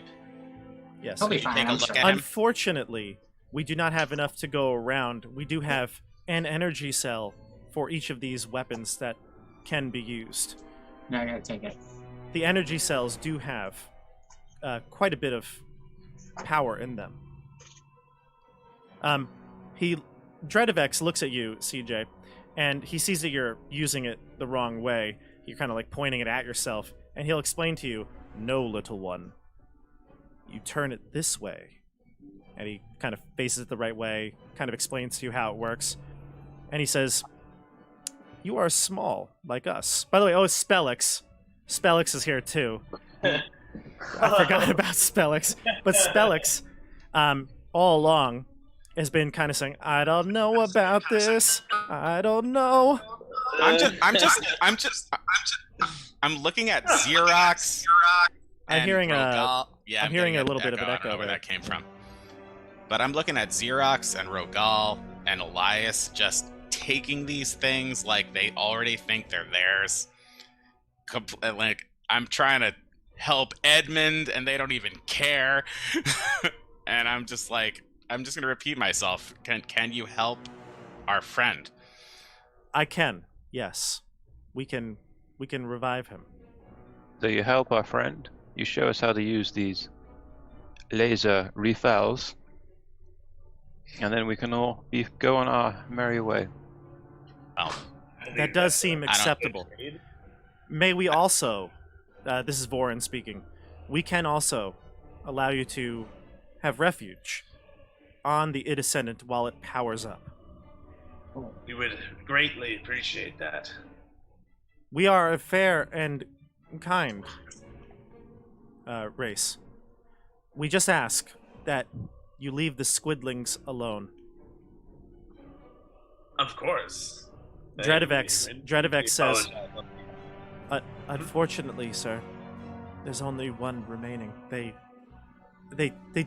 could not know. He looks down. Vorin. He looks out into the... Well, I guess, he looks up into the sky. I guess the aurora is out now. Such a strange place. Harsh, yet so beautiful. It is understandable. We have taken one of yours. You've taken two of ours.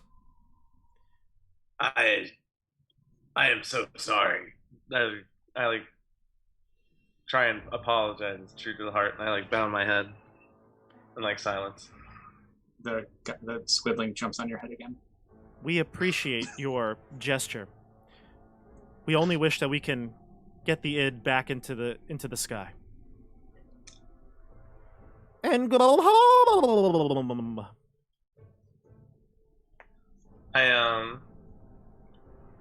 I take off my holy symbol. I say, take this with you. So, don't is you this need is this that a to cast spells? this is my channel divinity. Is this a weapon? What? Is this a weapon? No, it is a religious artifact.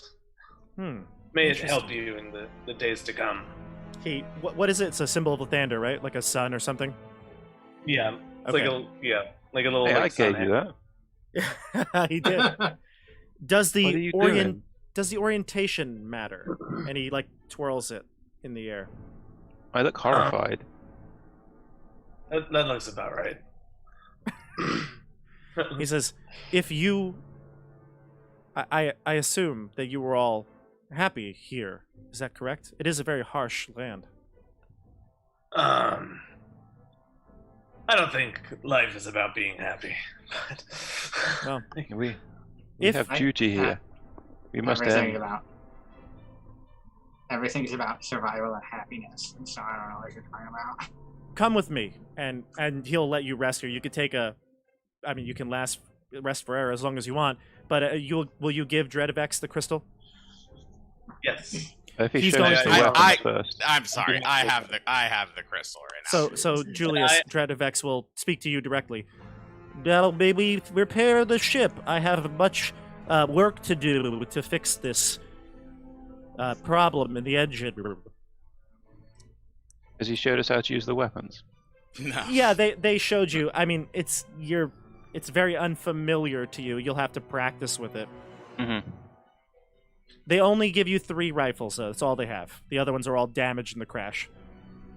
I'm not sure I feel comfortable giving you this crystal until our friend Edmund has been revived and Velen returns. Can you reach her? Why do you want Velen to? We cannot communicate with Velen. We were trying to. Although, it looks like this one, the little one, you have a communication with us. You were hearing our distress signal.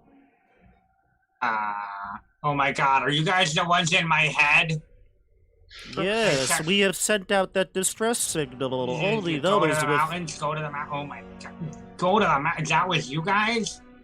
That's so relieving that it'll stop now. So that was a feeling you had. You didn't understand the message, but the message actually did read.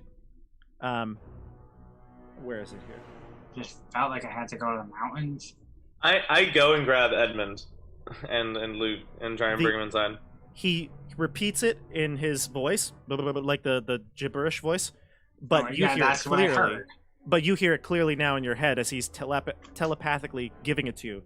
It says, "Nautiloid down. Emergency protocols enabled. Crew safe, but vessel imperiled. Psi crystal needed. Come at once." Oh, that's what you were trying to say to me. That makes no sense to me at all. It is beyond your comprehension. Like I understood like 3 of those words. Yeah, exactly. Yeah. I understood come at once and damaged. Will the Wellhard also, I don't think, could quite understand. No, he couldn't understand, but it's funny that those were the 3 people that could hear it. All right. There are Edmund and Luke on the ship. Yes. I mean, of course, there's no way he's gonna revive Edmund because, like, Yeah, I mean, I went to CJ go. Xerox right now. No. He can. So, Hold on. I can So- be both Edmund Brycene. and Xerox the Goblin. At the same time. So when Siggy and Luke carry their body on, they see Spellix, and he's just like, "They're crazy. They're talking to these creatures. They got squid mouths." And Luke is really confused. He looks to Rogal and Elias for confirmation. These are friends? They have weapons with the power of Lathander, radiant with light. What? They must be blessed of Lathander. Oh my god. I hand. Rogal has converted them with the holy symbol. Right now, Like, I mean, I don't know about that. right now, Julius feels like he's the only sane person in One Flew Over the Cuckoo's Nest right now. And you're perhaps one of the craziest. Uh-huh. Yeah. Yep. Gotta say something. Can you lose? I asked them. Can you lose Lathander's power to heal our friend? I think Julius wants to run off of this ship and go home right now. Vorin Julius says, being a bit xenophobic. yeah.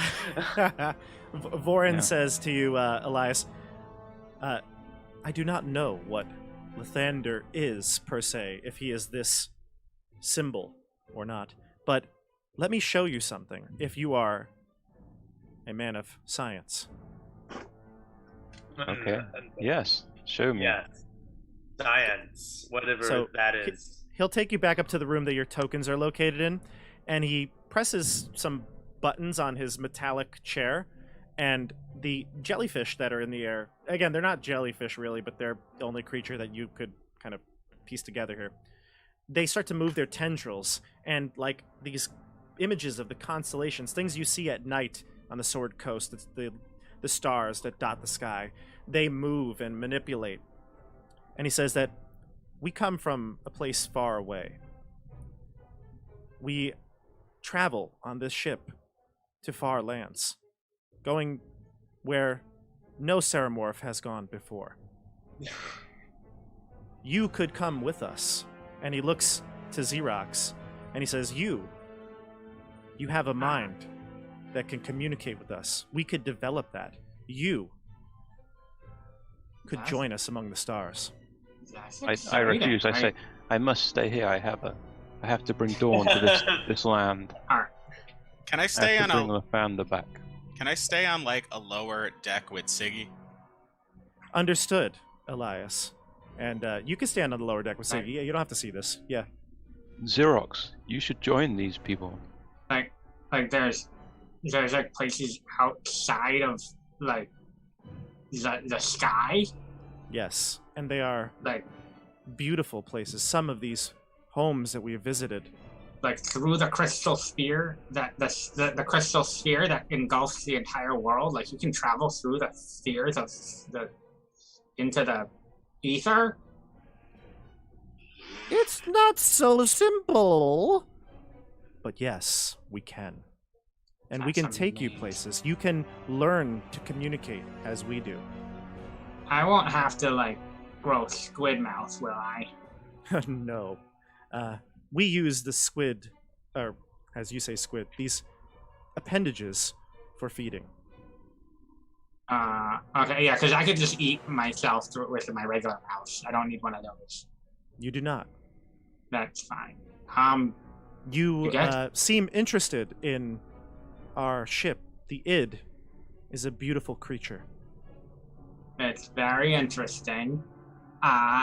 It sounds like a lot of fun. And you'll bring me back whenever I want. Like, if I ever have to, like, you know, go somewhere else, if I'm like, I kind of want to go home, you'll take me home. We make frequent trips to this part of the galaxy. That's amazing. Yeah. Yeah. What is a galaxy? It may be too hard to explain right now, but this is the galaxy, and he points to the jellyfish constellations. Oh, are we inside a jellyfish? The nautiloid is a creature of some sort that you would recognize. Yes, jellyfish. I believe that is what you call it here. Like I'm looking up. I'm like, are we inside those jellyfish? No, little one, no. We will teach you everything you need. Yeah. Okay. Yeah. I mean, I'll come with great. you guys. It's crazy, but I mean, I've already been to like this really creepy place that was surrounded in fog.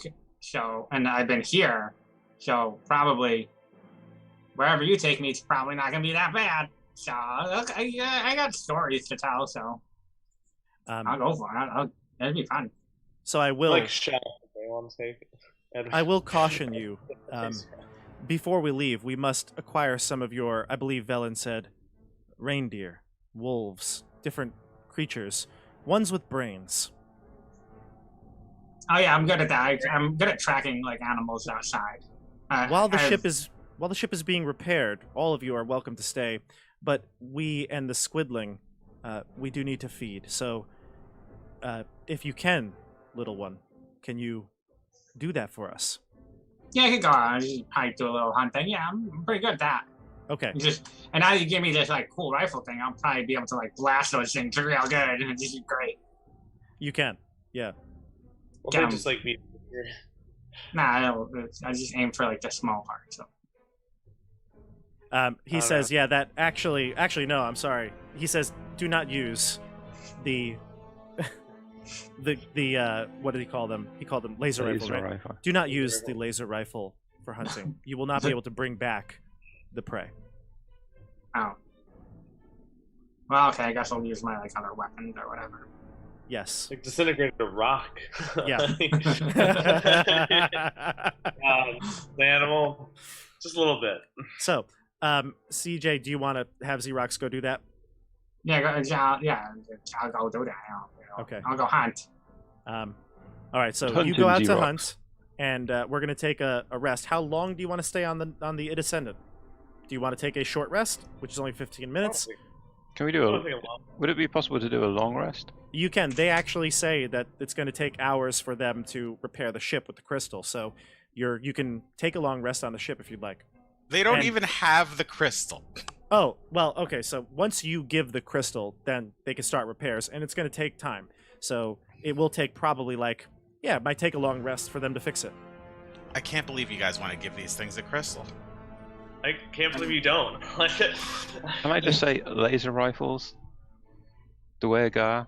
How much fun is that going to be? Velen trusted them. So I was going to do a little scene below decks where I write trust on my arm to Siggy, ? What is his response? She? Siggy? She, yeah. Siggy says, I don't know what these things are. You've communicated with them. Are they friends? Foes? I mean, they're so tiny we could hack them up, I'm sure. All right. Look, I just want to make sure we get to this Zardarok. We stop this nonsense with the Duergar so I can get back to Dugan's Hole. Live a normal life for once. Against all of my better judgment, I guess I'm giving them the crystal. Spellix will be down there as well. Rogal, he doesn't want to be on your chest now, so he'll go down to.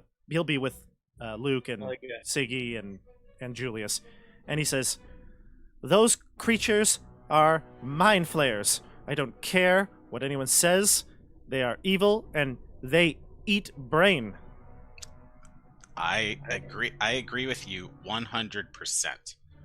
I think we should check all of the rooms. You're a guest. We've been in all the rooms. You guys are not in the same room as me. I'm talking to all the NPCs, the only people I trust right now. I want Siggy. I want hide all the NPCs away. I want Siggy, Spellix. He was on my back. Like I'm No. nearby. I was saying Spellix is he decided to hop off and stay on the below deck. I want Siggy, Spellix, myself, and Muffin to check all of the rooms for anything sketchy. Can I And be Luke, attuned into my laser rifle while this is happening? so you can't attune to it. It's not a magical weapon, but you can try. You can. No. You can It's like try. an No, advanced you could think it's a magical weapon, right? Is that what you're thinking? Yeah, I want to figure it out. Yeah.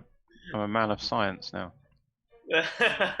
A man of faith and science. He assumed that when you said you're a follower of Lathander or whatever, maybe that's a term for science or something.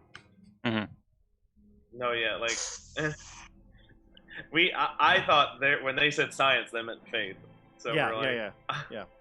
They don't know what Lathander is. Okay, so Julius, you, Luke, Siggy, and Spellix tickle every sphincter in this place, and you you head to the below decks first.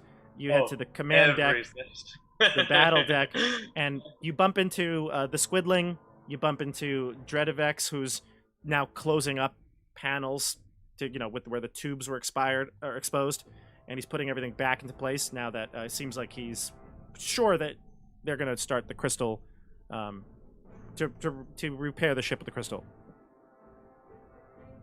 So nothing. We got nothing. We're just seeing like weird metal things. The only room you haven't been into is the observation deck. The observation deck, which now that they're certain that they're going to be able to get the life support system to normal temperatures with the crystal, they will let you tickle that sphincter. So you head out and you look out of the deck. Let's see here. So the observation deck, it's covered in frost. You open it up and you can head out. I'll put you on your token there.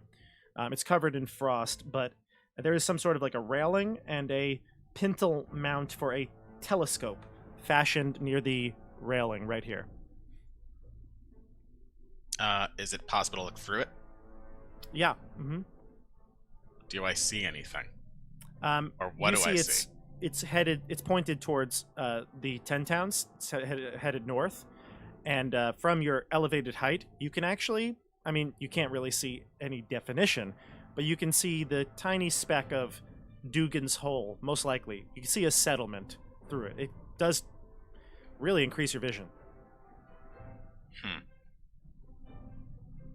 All right, so it's pointed at the 10 towns and pointed specifically at Dugan's Hole. Mm-hmm. Would you like to maneuver it? Yes. Yeah. So you can position it. Do you want to go like more west, more east? Where do you want to go? I'll move. Let's go west first.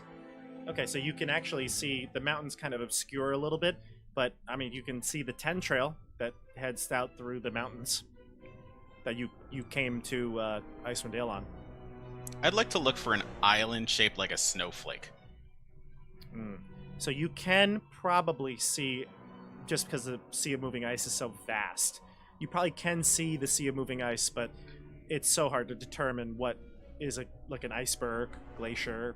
You can't possibly get any definition at that distance. Okay. Because that's like 30 miles from you. I don't think you could see it. All right. Can I move to the east of the 10 towns? Do I see anything? Yeah, you can target out Goodmead, East Haven. Yeah. The other ones may be obscured by some forests and stuff like that. But the further away the 10 town is, again, the more you're really just seeing it like a very small speck of it. You can just tell where they are located. Anything of note in the sky? The aurora is going on right now. All right, I'm just going to position it back to where it was. Okay. None of these ballistas were made of Chardelin? No. A metal that you're not even sure if you've ever seen before. Okay, well. Okay, yeah. It's all right, so here's the deal. It's 3 against 1, so I'm just going to give this guy the crystal. Okay. Dreadivex will tell you, I will get right to work on this. Thank you, Julius. You are a friend. Sure. Okay, so he gets busy. Group, do you want to take a long rest?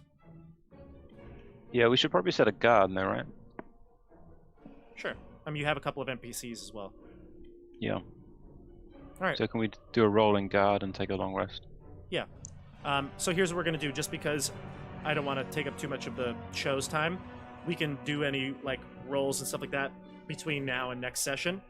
Is there anything else you want to say to the group before we close it out here? By the way, they will use like this sort of like medipack thing. It's got all these different sorts of tools and things that you've never seen before, but they seem to like open up something and spray it on. This mist comes out of it and onto Edmund.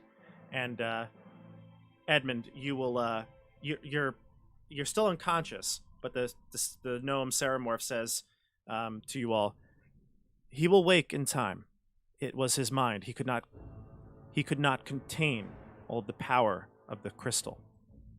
He will awake soon, and you can check his vitals, medicine checks, and he's breathing. He's sleeping peacefully. Thank you. Will you show us some more about these laser rifles? Yeah, so over the long rest, they can kind of do target practice or something outside on, whatever the if you see something you want to pick in the distance, but they can show you more. Yeah. Right. How many shots do you want to use of your energy cells? The minimum. I just want to find out how to use it. Oh, okay. So you don't want to really practice with it. You just want to learn more about how to load the weapon. Let's say I'll shoot. How many shots? I'll ask them. How many shots do I need to shoot to be proficient in this use of Lathander's light? Some people from where we come from train for their whole lives with these weapons. How many shots is in an energy pack? Is in one of these packs? With the cold temperatures, you may get 30. All right. I'll practice with maybe 3 shots. Okay, so just to give you a heads up, these are laser rifles from the Dungeon Master's Guide. They're in the futuristic weapons. They follow all the rules. They are. I got to double check. I believe that they do 3d8 damage. It may be 3d10. I'm not 100% sure. I got to check. But 3d8 damage is what I think they do. And they also require. They have their a reload ability. They kind of function like a crossbow or something like that. But they do more damage. Its range is 100 for close range, 300 for long range. And again, I'll, between sessions, give you all the info you need. Great. All right? Okay. And the energy cells have about 30 shots, so you can track them. Who has a energy rifle right now? I do. Me. All right, so Rogal and Elias, and I believe, is ZEEROCKS going to take his energy rifle with him? No, Yes. they'll provide him one. No, I'm taking the energy rifle. It's fine. All right. Good. Thanks. All right. So, we take a long rest, and again, you'll do all the long rest rolls in between now and next session. But yeah, go ahead. I just, while these guys are asleep for 8 hours, I'm using my trance ability, which only lasts 4 hours. If something fishy happens, since I don't necessarily actually need to sleep, I would like to not get the benefits of a long rest and be woken up in the middle of it. Yeah, that's fine. No, you're going to be able to rest. The Okay. Vorin continues to work on constellations. Dreadvex will be working on the ship. Everything goes by smoothly. The gnome Ceramorph plays with Rogal, almost eats his brain again, but everything's okay. This is so cute. So at this point, CJ, the group is rested. The ship is preparing for takeoff. You can tell now that energy crystal put into its pod that the ship is warming. The ship is glowing. It's all the lights and things like that in here. They have these weird cylindrical glow rods that kind of illuminate the place. They were dim. Now they are bright. So everything seems to be shaping up here, and your rest is over. ZEEROCKS, they say, little one, we are going to embark on a great journey. Will you be joining us? Yeah, I mean, this sounds like a great time to go with you guys. I mean, I really would love to explore more. So yeah, this is great. I'm gonna go. Yeah, let's go. All right. Good. We are glad. And you brought them back some. You bringing back some brains to eat? Yeah, I bring back lots of brains. Okay, good. Why brain? just curious. It is our nourishment. We feed on the intellect. The animals will do for now until we can find a more Yeah, okay. suitable. I got you 8 brains. Good. Interesting. Well, Oh, ZEEROCKS, you do not. You, I suppose. Hold on. What's that, Rogal? You kind of cut out. I said, don't yuck other people's yums, I suppose. Yeah. Elias? ZEEROCKS, you are sure you want to go with them? You don't want to help us at our noble quest to bring the dawn back? I feel you could learn with them as well. You could learn of Lathander. Yeah, just I spent some time with in a place where like religion was like a big thing, and it wasn't really my thing. So I'm gonna go with these guys, see if they can maybe I'll learn something there. Maybe when I come back, I'll see you again. Maybe not, but you know, whatever. Go It was with the nice. blessing with Lathander. Yeah, don't touch me, thanks. Well, at that, you embark off.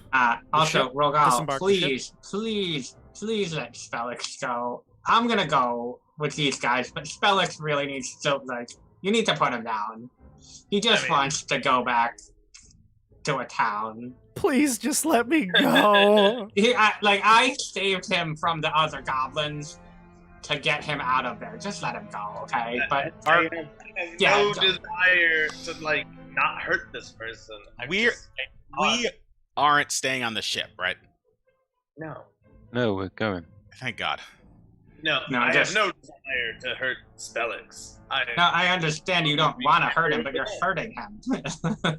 I'm sorry. You have my word, ZEEROCKS. And I go and like, I shake your hand, or I try to, but you're like, back. Don't touch me. You'll try and pick me up again. I'm not doing it. I know about you. You pick up everything that's little. It's just these squid people are very cute. I cannot help it. Stop picking everything up. Just stop picking everything up. It's really. I see something, I just want to pick it up. The Ceramorphs, again, Dread of X and Bourne, they say, "We are off on our great voyage. We hope that you are safe here. Good luck." Let's go. I my give friend. him a hug. Bye. Goodbye, Genevix. Good luck on your voyages. Live long and And prosper. prosper. All right. Is that like So the something? ship, the Nautilus, the tentacles begin to move. You haven't seen them move yet, but they begin to move. Some sort of magical levitation is cast on the Nautiloid, and it starts to lift up. In fact, its levitation is so powerful that it pushes away the snow and kind of melts it beneath it. Melts the snow beneath it. Clearly a sign of Lathander, Elias. The dawn. And yes, it's a It's the glow. dawn ship.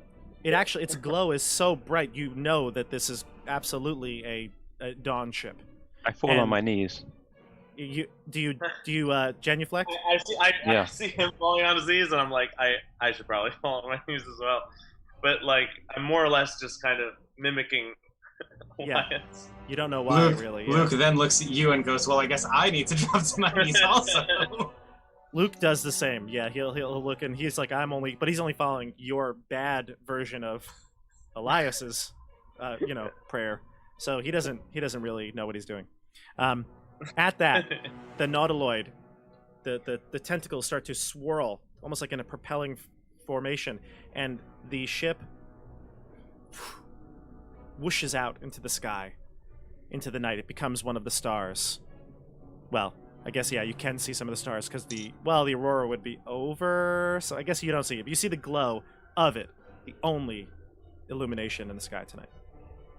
I say, the dawn ship, beauty reigns, and the way is clearer. What's up? Very nice. Edmund, that rush of wind comes over you, and you open your eyes for the first time in about 8 hours, and you see your companions around you. A huge melted, ditch. The snow is melted around it, is left in the ground. Friends, My God, how long was I out? I had the strangest of dreams. I thought that it was you were all Nothing. following a goblin, and he was telling you what to do, and you listened to him. You didn't just kill it right away. And then Goblin. you met some like weird, strange creatures and didn't kill them right away?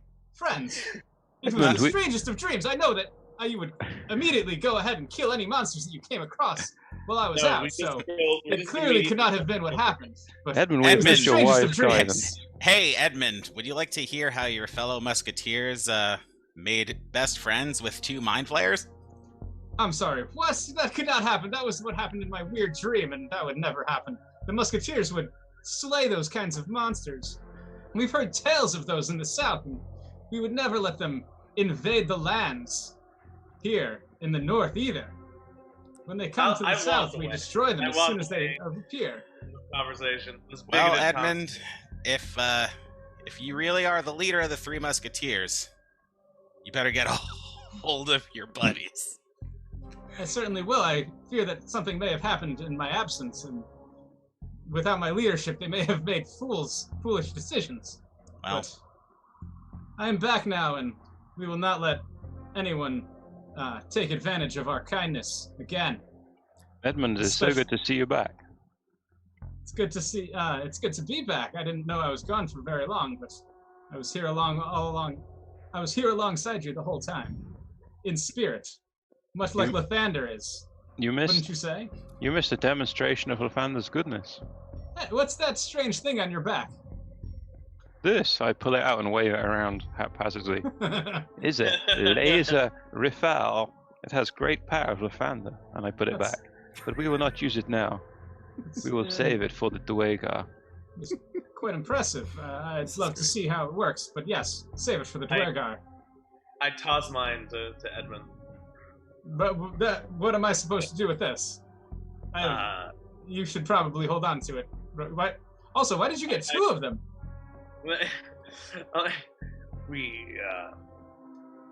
Did Lathander bless you with these gifts? Yes, the crystal that you were holding was in fact an energy crystal, full of Lathander's power that they used to power up a big starship to worship Lathander.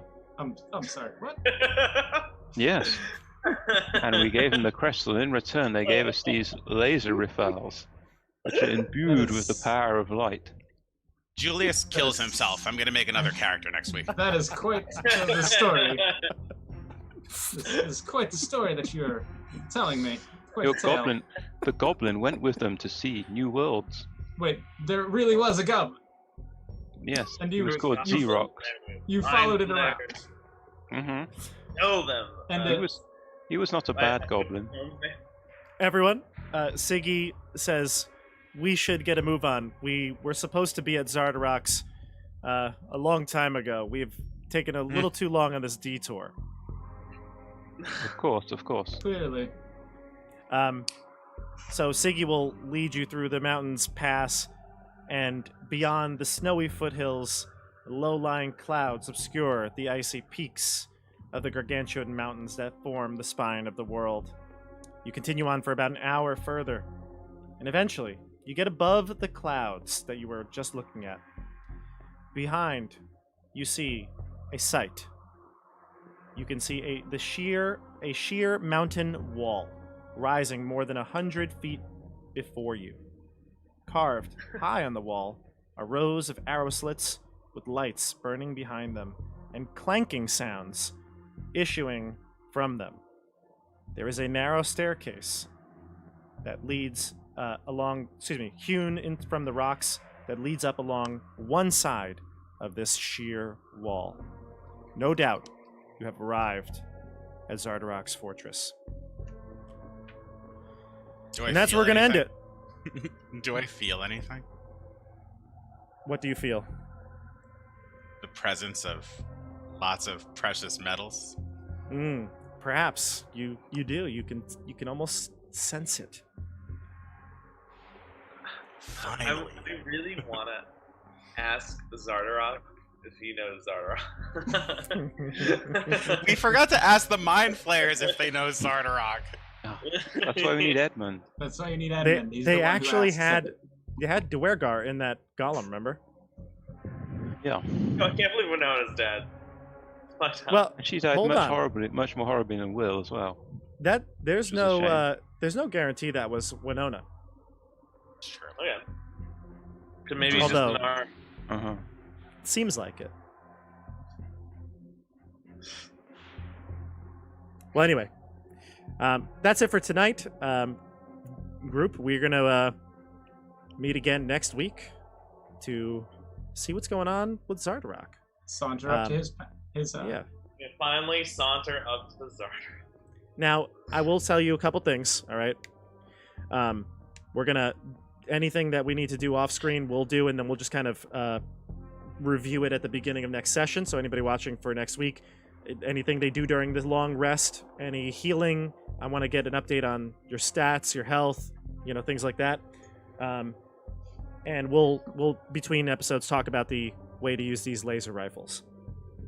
But we're gonna do the thing. We're gonna do Sunblight, Zardarok's Fortress. So tune in next week for a very special episode of Icewind Dale Rime of the Frostmaiden. Don't forget to check out CJ's channel where he uploaded the video about ZEEROCKS the Goblin Ranger. That will be in the description down below. I hope you enjoyed it. We'll see everyone on the tabletop. Bye, everyone. Bye, everyone.